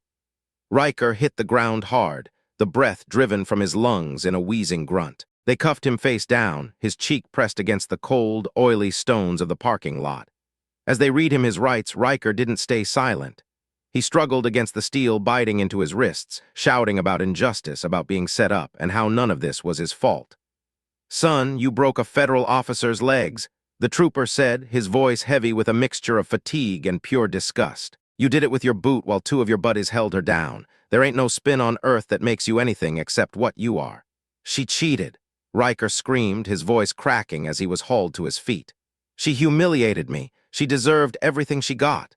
The trooper didn't argue. He simply shoved Riker toward the back of the cruiser, the metal door slamming shut with a finality that echoed through the empty night. "I hope that belief keeps you warm in federal prison, Riker, because you're going away for a long, long time."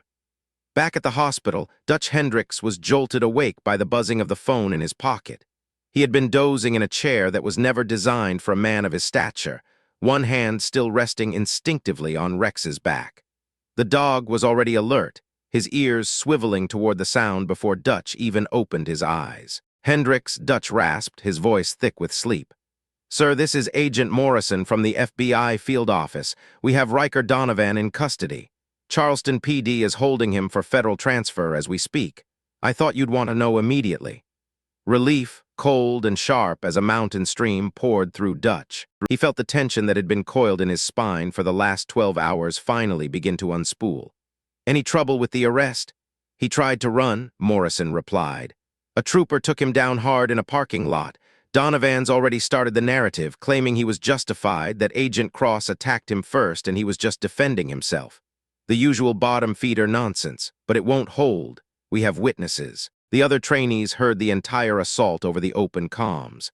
"Plus, we've got Mike Herrera and Dale Simmons. They're already talking. They've confirmed the entire plan was Donovan's idea from the start. He's going down, sir." "Good," Dutch said, his voice regaining its steel. Make sure the federal prosecutor knows we want the maximum. No deals for Donovan. Yes, sir, we're already building the case. With the severity of the assault and the flight from custody, we're looking at no bail. He'll sit in a cell until the trial.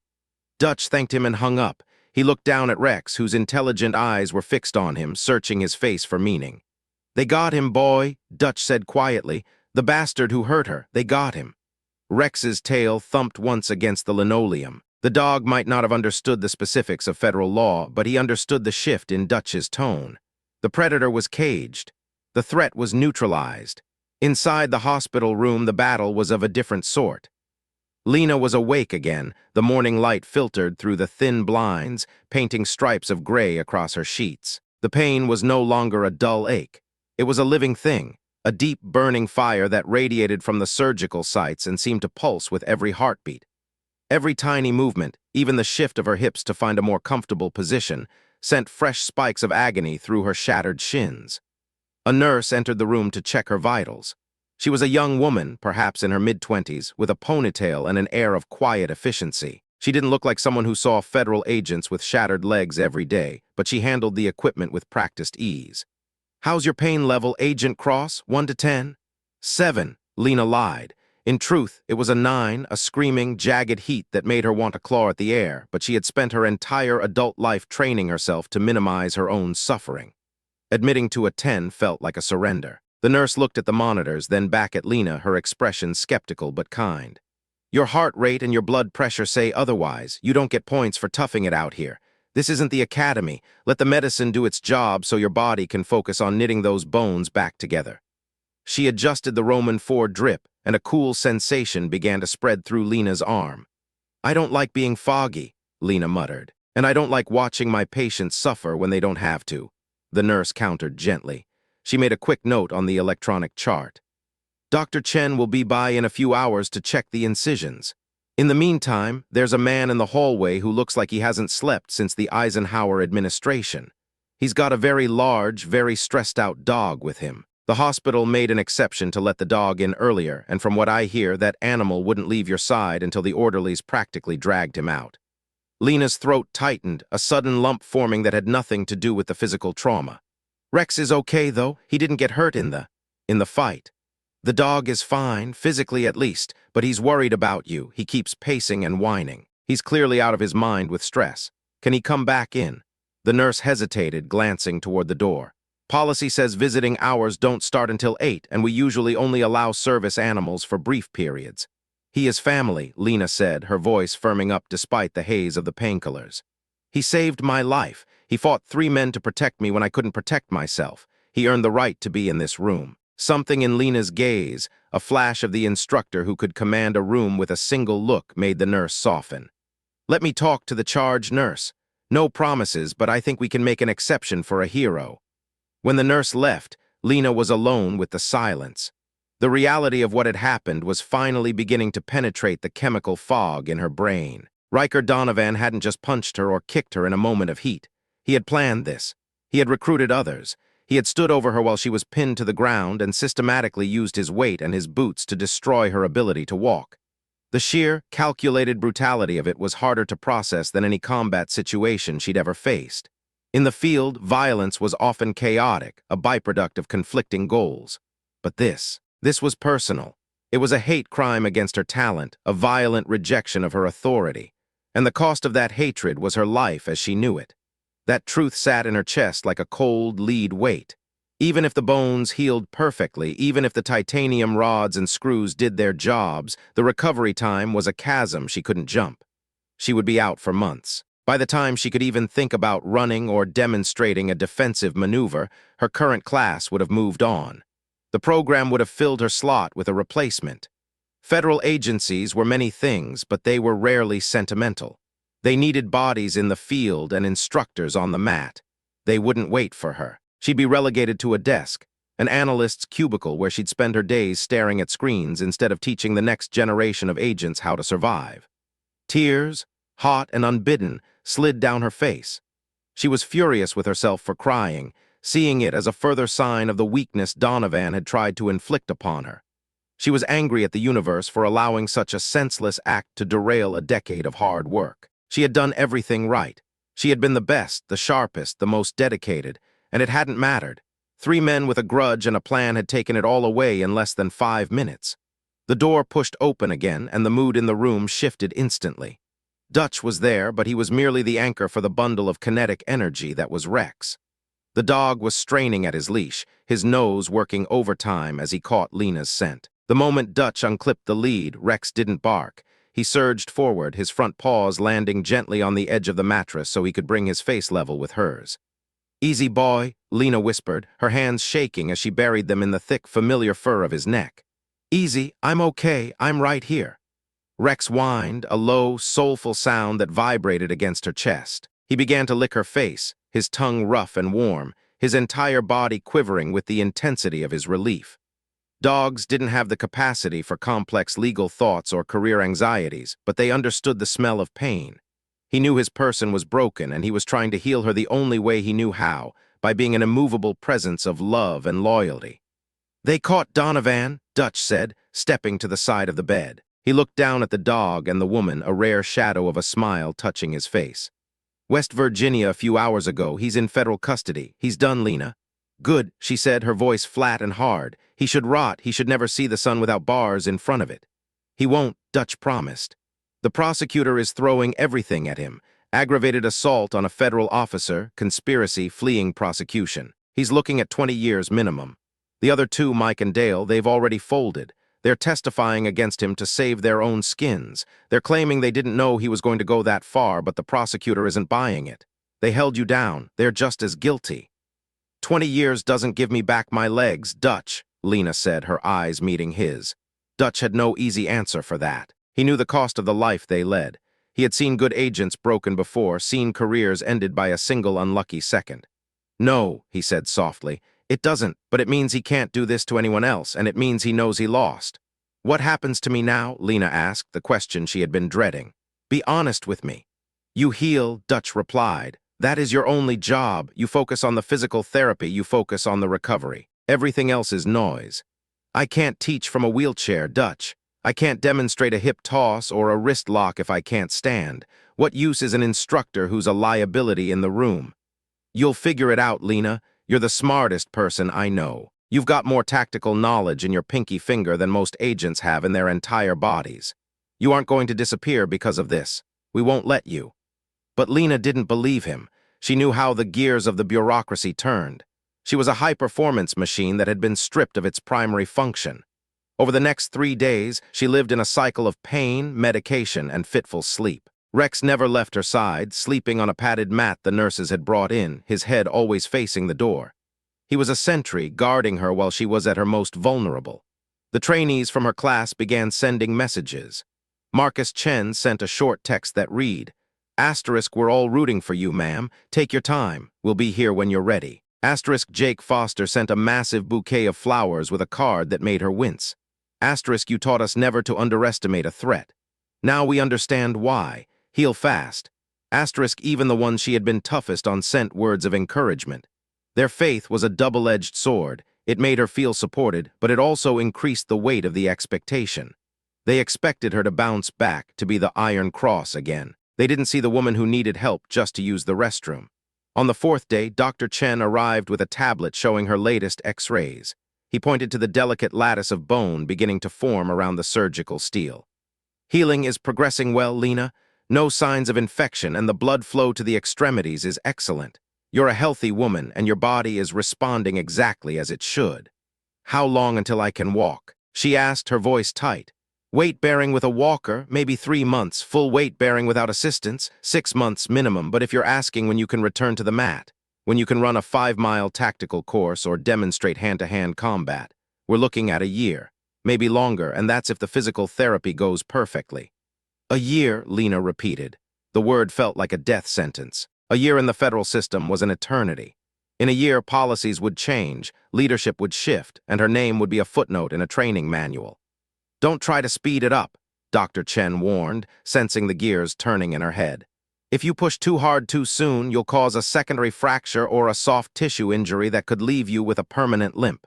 Patience is the only way through this." After he left, Lena stared at the ceiling for a long time. She felt like a ghost haunting her own life.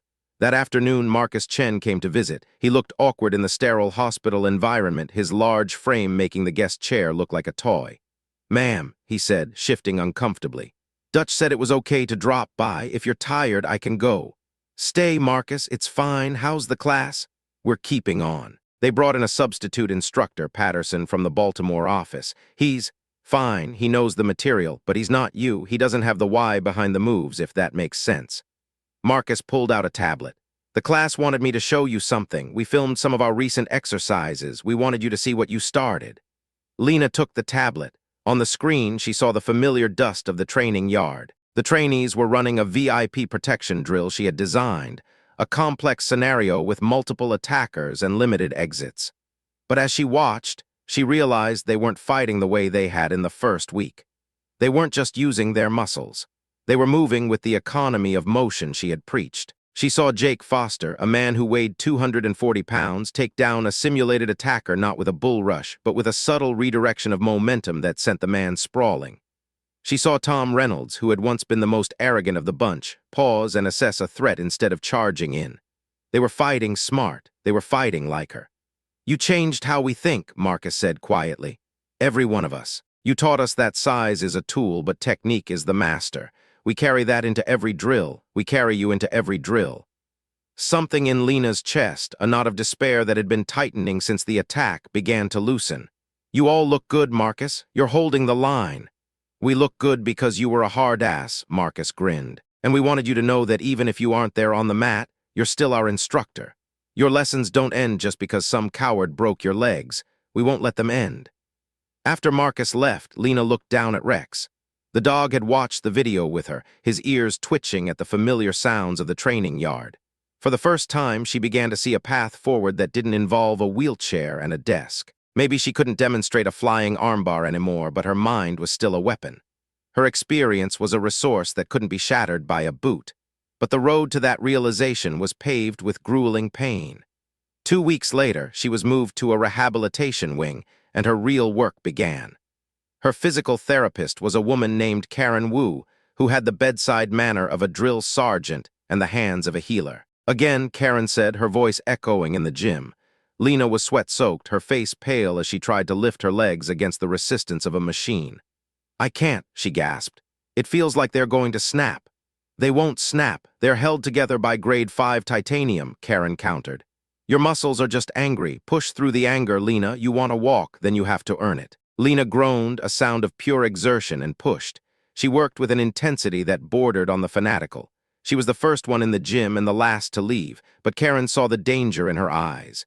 "You need to slow down," the therapist told her after a session that left Lena shaking with exhaustion. "You're headed for burnout or worse, a setback that will put you back in the ore." "I don't have time for slow," Lena snapped. "Every day I'm here, I'm being forgotten." "Your health is your job now," Karen said firmly. "And you're neglecting the mental side of it. You were victimized, Lena. You were brutalized. You can't just power through that kind of trauma. It doesn't work that way." "I'm not a victim," Lena hissed. "You are a survivor, but even survivors have to process what happened to them. If you don't talk to someone, you're going to break in a way that Dr. Chen can't fix." Reluctantly, Lena agreed to see Dr. Robert Klein, a psychologist who worked with veterans and first responders. Their first few sessions were an exercise in frustration. Lena sat in her chair, arms crossed, offering one-word answers while Rex sat at her feet, his eyes scanning the room as if looking for the hidden threat. "Tell me about the attack, Lena," Dr. Klein said. 3 men, ambush, caught me off guard. They are in jail. End of story. That's the police report. I want to know what you felt when you realized you couldn't get up. I want to know what you feel now when you see your legs in the mirror." Lena looked at him, her gaze icy. "I feel angry. Is that what you want to hear? I'm angry that I didn't see it coming. I'm angry that Riker Donovan thought he had the right to touch me." "Anger is a shield," Klein said calmly. "What's behind it?" "Nothing. I don't believe you. I think there's a massive amount of fear. Fear that the woman you used to be died on that training yard. Fear that you'll never be the Iron Cross again." Lena started to retort, a sharp defense on the tip of her tongue, but her voice failed her. The silence in the room grew heavy, punctuated only by Rex's steady breathing. She looked down at her hands, which were clenched so tight her nails were digging into her palms. "I'm scared I'll never be who I was," she admitted, her voice so low it was almost a whisper. "I've spent 15 years being the one everyone looked up to, the one who was never vulnerable, Now I have to ask people to help me get out of bed. I don't know how to be this person, Doc. I don't know how to be weak. Being vulnerable isn't the same as being weak, Klein said. It took more courage for you to admit that fear just now than it did for you to fight those 3 men. You've been trained to be a weapon, but a weapon is only a tool. You are a person, and that person is allowed to hurt. Lena felt a sob catch in her throat, a raw, jagged thing she had been suppressing for weeks. She didn't want to cry in front of this stranger, but the dam had finally burst. She wept for the career she had lost, for the pain she was in, and for the sheer, senseless cruelty of Riker Donovan. Rex immediately stood up, his large head resting in her lap, his tail wagging slowly in a gesture of profound comfort. He didn't judge her for the tears, he simply absorbed them. Healing isn't a straight line, Klein told her as she finally began to compose herself. Some days you'll feel like you're winning, some days you'll feel like you're back on that gravel. Both are part of the process. You don't have to fix the cracks today, Lena. You just have to acknowledge they're there. That night, back in her room, Lena sat by the window watching the city lights of Charleston flicker in the distance. The pain was still there, a constant companion, but it felt different now. It was no longer a sign of her failure, it was a sign of her survival. She looked at Rex, who was watching her with his usual unwavering devotion. She thought about Marcus and the class, about the way they were carrying her lessons into the world.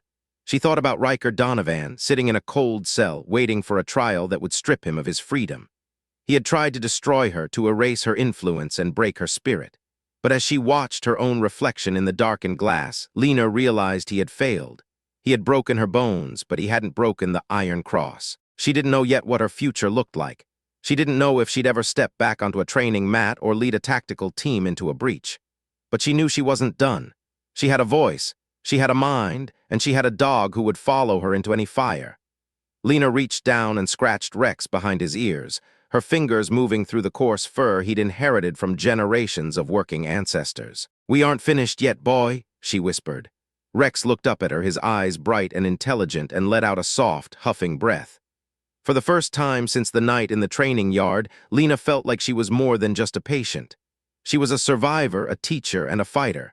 And no matter how long it took, she was going to find her way back. The path would be long, the work would be hard, and there would be days when the shadows tried to pull her back down.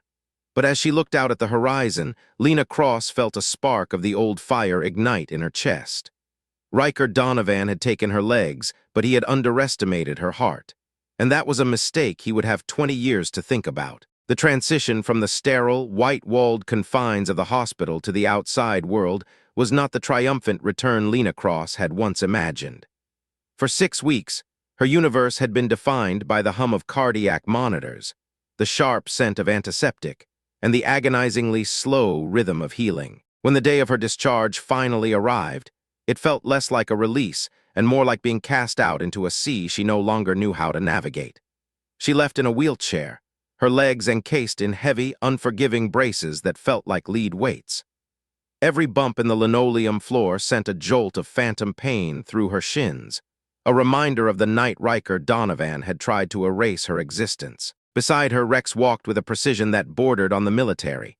His head was up, his ears swiveling to catch every distant footfall, every closing door. He wasn't just a dog walking with his owner, he was a sentinel on high alert. Dutch pushed the wheelchair, his large hands steady on the grips. When they hit the threshold of the automatic doors, the autumn sunshine struck Lena with a physical force. It was too bright, too warm, and the air smelled too much of decaying leaves and diesel exhaust. It was surreal.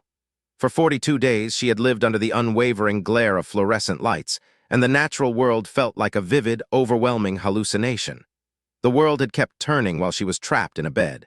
People were rushing to work, grabbing coffee, laughing at jokes she hadn't heard. Stepping back into the stream of life felt like surfacing from deep, cold water, gasping for air that tasted too rich. Dutch didn't say much until they reached his truck, but his silence was a familiar comfort.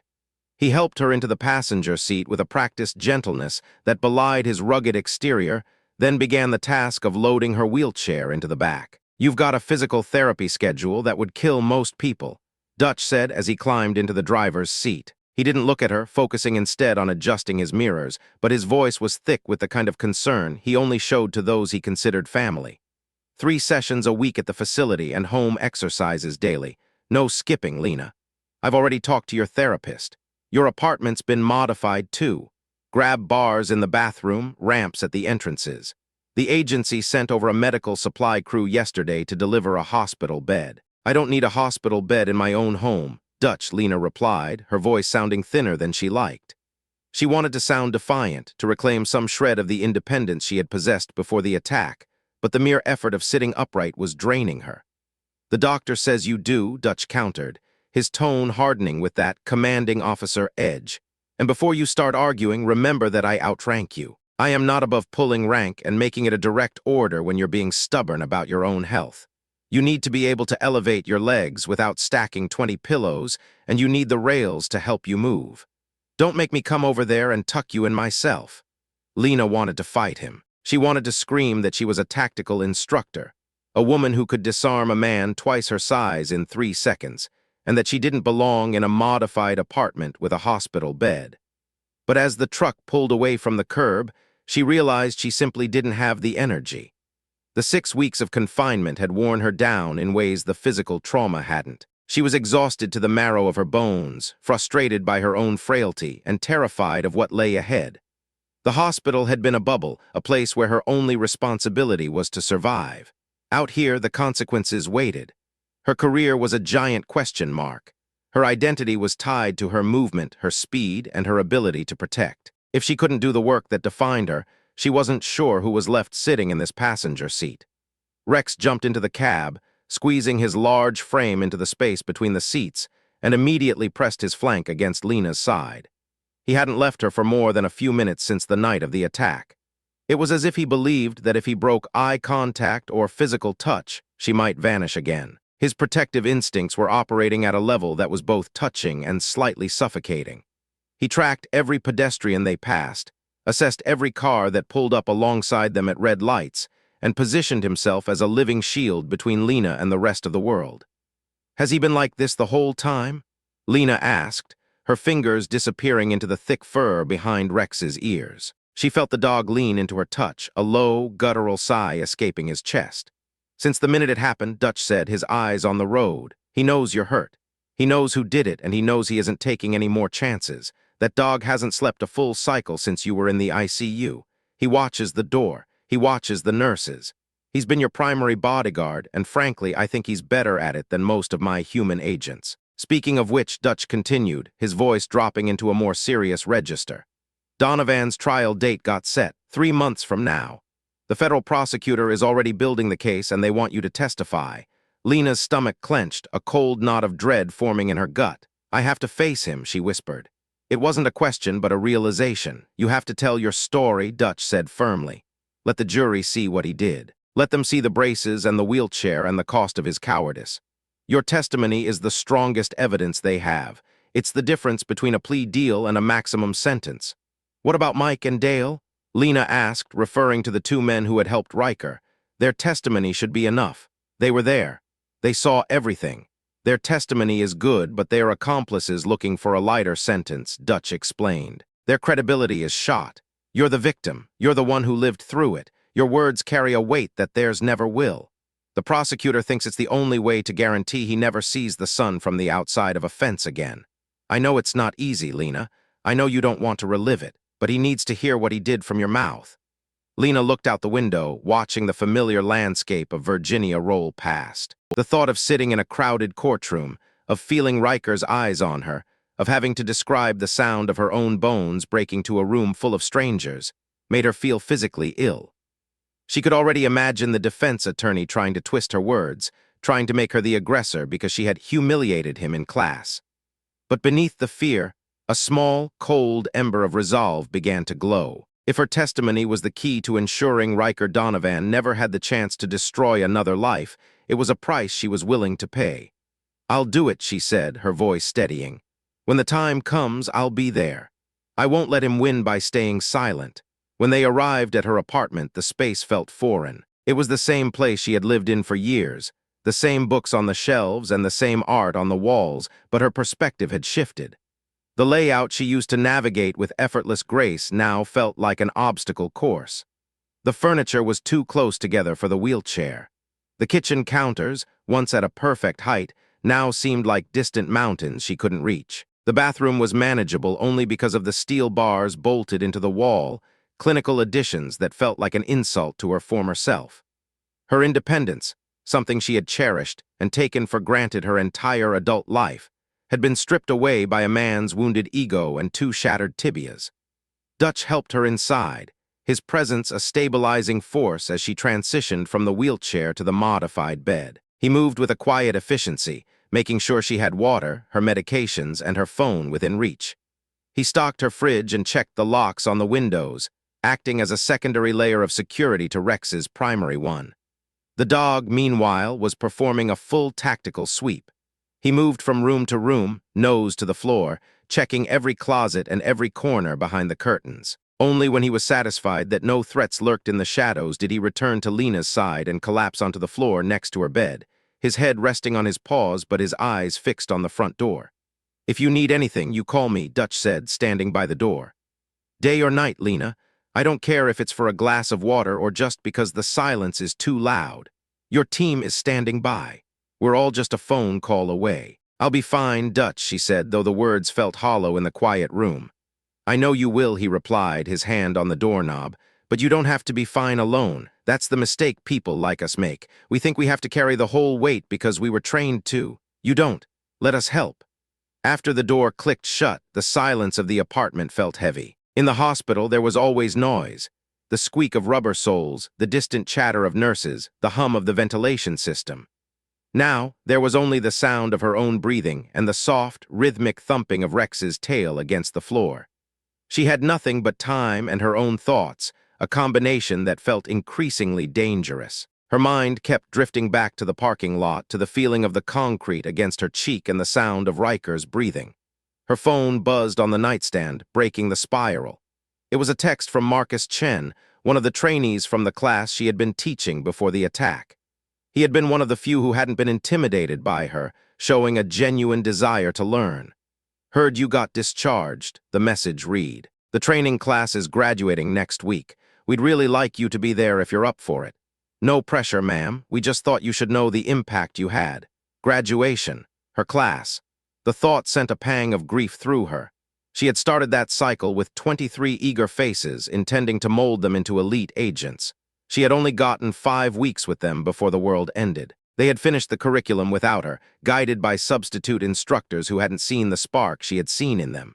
She had missed their growth, their struggles, and their eventual transformation from arrogant trainees into competent professionals. She had been robbed of the most rewarding part of her job.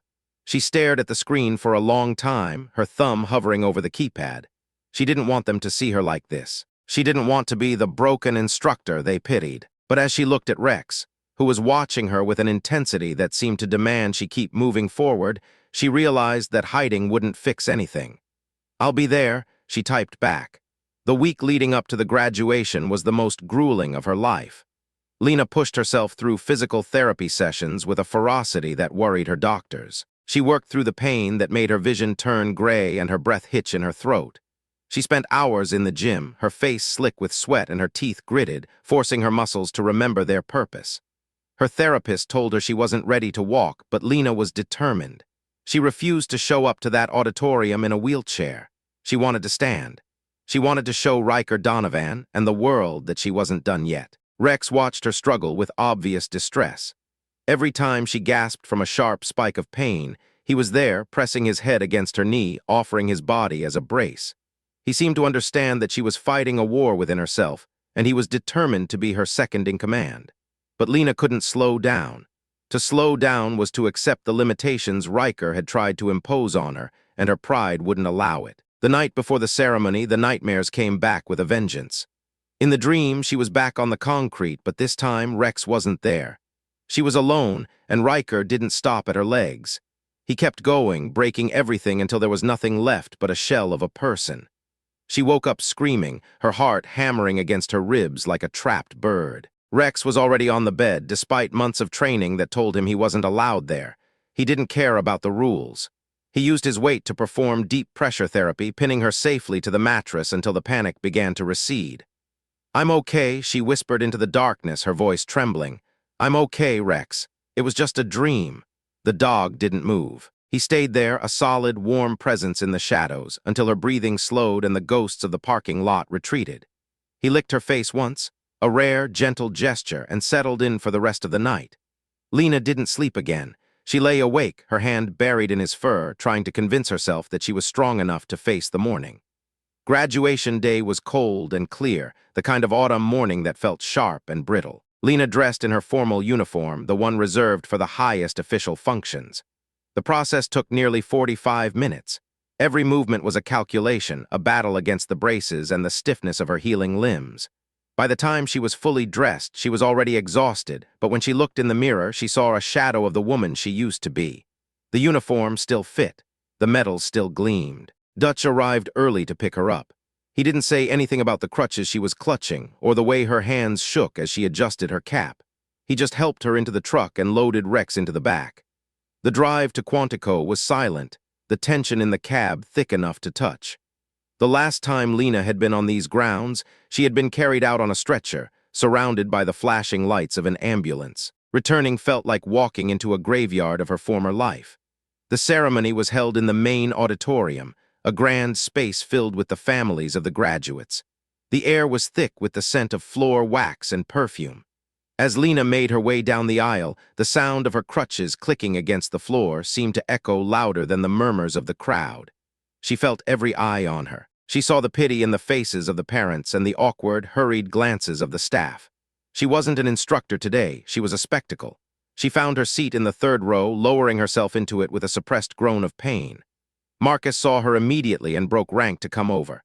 "Ma'am, you made it," he said, his face lighting up with genuine relief. "Said I would, didn't I?" Lena replied, trying to force a smile. "Congratulations, Marcus. You and the others, you should be proud. We did it because you started us off right," he said, his voice dropping. "Everyone here knows that. There's something we want to do during the ceremony. Dutch approved it, but I wanted to check with you first." "Check what?" Lena asked, her brow furrowed. "You'll see," Marcus said, a mysterious glint in his eye. "Just trust us." The ceremony began with the usual pomp and circumstance. High-ranking officials spoke about the weight of the badge and the responsibility of service. They spoke of excellence and the rigorous standards of the agency. Lena watched the graduates, sitting in their neat rows, and felt a crushing mix of pride and grief. They looked so young, so untouched by the realities of the world they were about to enter. She remembered when she had been one of them, convinced that her training made her invincible. Then, Dutch took the podium. He didn't look at the teleprompter. He looked out at the room, his gaze resting briefly on Lena. "Before we present the certifications," he began, his voice booming through the speakers, "I want to recognize someone who couldn't be here for the majority of this training cycle. Instructor Lena Cross began this class 7 weeks ago. She taught these agents the most fundamental lessons of our profession, that strength is not just about muscle, that the loudest person in the room is rarely the most dangerous, and that a true agent never underestimates an opponent." The auditorium went silent. Lena felt her face flush, the heat rising to her cheeks. She wanted to disappear, to melt into the cushioned seat. Instructor Cross was the victim of a brutal attack by someone who couldn't accept those lessons. Dutch continued. She sustained injuries that would have ended most careers. But the lessons she taught in those first 5 weeks stayed with every single person in this class. They carried her teachings with them through every drill, every exam, and every mile they ran. And they wanted to show her what that meant. One by one, starting with Marcus, the 23 trainees stood up. They didn't say a word. They simply stood at attention, facing Lena. Then the families stood. Then the officials. The entire auditorium erupted into a standing ovation that felt like a physical wave of sound. Lena sat there, tears streaming down her face, completely undone. She had spent weeks feeling like her impact had been erased, like Riker had successfully deleted her from the lives of these agents. But seeing them now, she realized she had been wrong. She hadn't been forgotten. She was the foundation they had built their careers upon. Marcus stepped forward, carrying a simple wooden plaque with a brass plate. He walked down the aisle and handed it to her, his hand steady as it met hers. The inscription read, * to Instructor Lena Cross. You taught us that the loudest person in the room is rarely the most dangerous. We carry that lesson into the field. Thank you. * Lena couldn't speak. She could barely breathe. She just held the wood against her chest and cried, while Rex pressed his head against her knee, his tail thumping rhythmically against the floor. In that moment, the pain in her legs seemed to fade. replaced by a sense of purpose she thought she had lost forever. The rest of the ceremony passed in a blur of handshakes and photographs. Several graduates came by to talk to her, sharing stories of how her early lessons had helped them through the tougher parts of the academy. Jake Foster told her about a sparring match where he'd used her leverage techniques to overcome a much larger opponent. David Martinez admitted he'd been on the verge of quitting until her first demonstration showed him what real discipline looked like. "You changed how we think," David said, looking her in the eye. "That doesn't go away because of a few broken bones. You're still our instructor, ma'am. Always." When the room had finally cleared and the families had moved outside for photos, Dutch found Lena still sitting in the third row, clutching her plaque. "You okay?" he asked softly. "I think so," she whispered. "I thought I'd lost it all, Dutch. I thought I was just a memory to them. You're more than that," he said, sitting down in the seat next to her. "You're a legacy, and legacies don't break that easily." 3 months later, the atmosphere changed from celebration to the cold, hard reality of a federal courtroom. The space was cavernous, filled with the smell of old paper and the heavy weight of the law. Lena sat in the witness box, Rex lying quietly at her feet, and faced Riker Donovan across the aisle. He looked different. The arrogance that had once radiated from him had been replaced by a sallow, diminished look. The months in a holding cell had stripped away his bravado. He looked like a small man trying to hide inside a large suit. He wouldn't meet her eyes, staring instead at the table in front of him. The prosecutor led Lena through her testimony with surgical precision. She described the night of the attack with a level of detail that made the jury wince. She talked about the sound of the first strike, the feeling of the concrete, and the way Riker had looked at her while she was down. She didn't exaggerate. She didn't have to. The facts of the case were brutal enough. When it was time for cross-examination, the defense attorney stood up, straightening his tie with an air of practiced confidence. "Miss Cross," he began, pacing the floor, "isn't it true that you went out of your way to humiliate my client in front of his peers? That you targeted him because of his size and confidence?" "I defeated him in a regulated training exercise," Lena replied, her voice cool and steady. "That isn't humiliation, that is instruction. My job is to show trainees where their weaknesses lie before a criminal finds them in the field." "But you made him look weak," the lawyer countered. "You embarrassed him. Isn't it possible that he felt threatened by you, that he believed you would use your position to ruin his career?" Lena leaned forward slightly, her gaze narrowing. "I am a federal instructor with 15 years of service. Your client is a man who couldn't handle being bested by a woman in a fair fight. He didn't feel threatened, he felt small. And he decided that the only way to feel big again was to break my legs while I was unarmed and outnumbered. That isn't self-defense, and it isn't a misunderstanding. It's cowardice." The lawyer tried several more angles, attempting to paint Lena as a harsh taskmaster who had provoked a mental break in his client, but she didn't budge. She was the most disciplined person in the room, and she refused to let him rewrite the narrative of her trauma. By the time she stepped down from the stand, the energy in the room had shifted. The jury wasn't looking at Riker with pity. They were looking at him with disgust. They deliberated for only 6 hours. The verdict was unanimous, guilty on all counts. Aggravated assault with a deadly weapon, conspiracy, and trespassing on federal property. The judge didn't show any leniency. He sentenced Riker to 23 years in a maximum security federal facility. As the bailiffs led Riker away in handcuffs, he finally looked at her. For a split second, the old malice flared in his eyes, but it was quickly extinguished by the realization of his reality. He was going to spend the best years of his life in a cage because he couldn't handle a lesson in humility. Lena stared back at him, feeling no joy, only a profound sense of relief. The weight that had been sitting on her chest for months finally lifted. Outside the courthouse, the air felt fresher than it had in a long time. Dutch was waiting by his truck, a wide grin on his face. "I have a surprise for you," he said, leaning against the door. "I've been talking to the director about your future."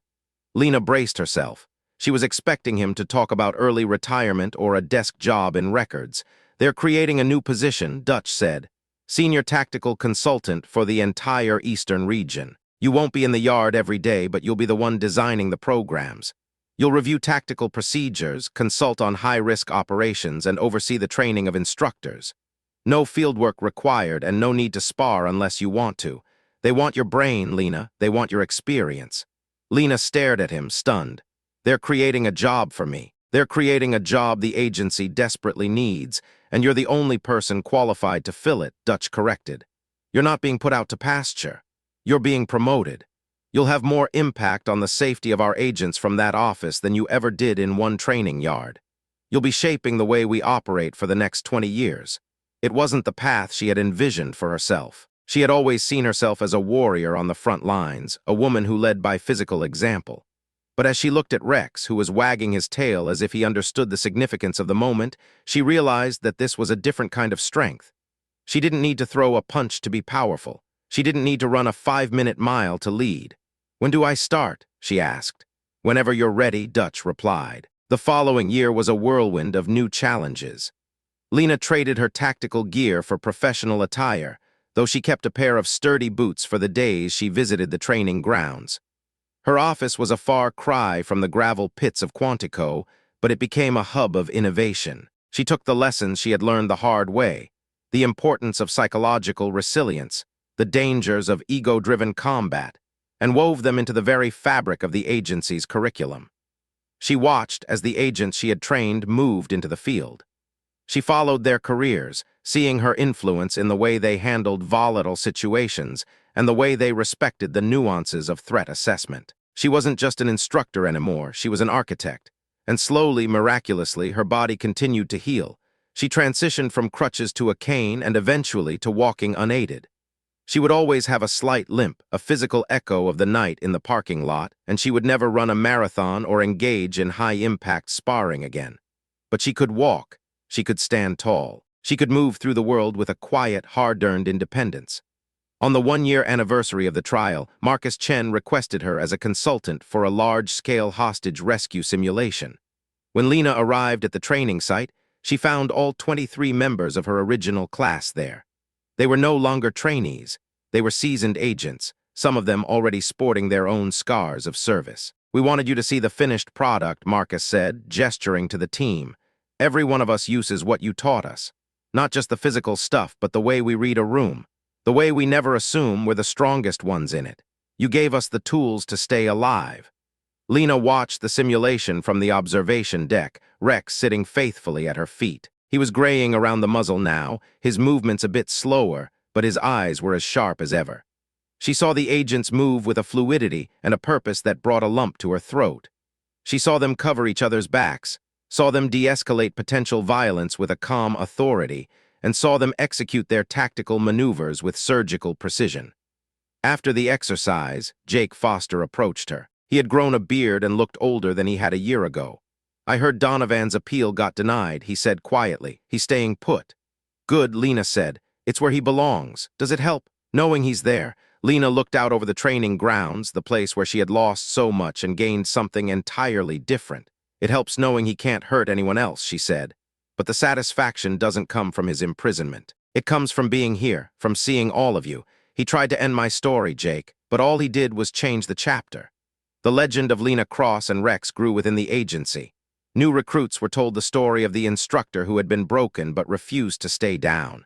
They heard about the dog who had fought 3 men to save his partner. But the real lesson, the one that resonated the most, was the one Lena had lived. They learned that power doesn't always roar.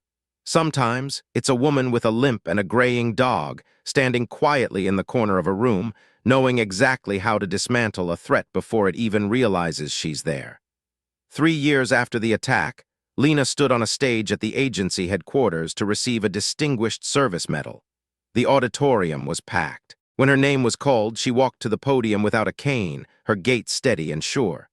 Rex walked beside her, his head held high, his formal service vest adorned with his own honorary citation. As the director pinned the medal to her chest, Lena looked out at the audience. She saw Dutch, grinning like a proud father. She saw Marcus and the rest of the 23, now leaders in their own right. She felt the weight of the medal, but it was light compared to the burden of the past she had finally set down. Riker Donovan had tried to destroy her because he couldn't handle her strength. He had wanted to make her small, to make her afraid, to make her vanish. But in his attempt to break her, he had inadvertently forged something far more enduring. He had forced her to find a power that wasn't tied to the strength of her bones or the speed of her reflexes. He had forced her to become a leader who taught with her mind and her heart. The man who had been the loudest, the most aggressive, and the most desperate for dominance was a forgotten number in a federal database. The woman he had tried to silence was a voice that would guide the agency for generations. As Lena stepped back from the podium, Rex nudged her hand with his nose. She looked down at him, her partner, her protector, and her friend. He wagged his tail once, a small, certain movement that echoed through her soul. She realized then that survival wasn't just about outlasting the pain. It was about what you built on top of the ruins. And as she walked off the stage, she knew that she hadn't just survived. She had won.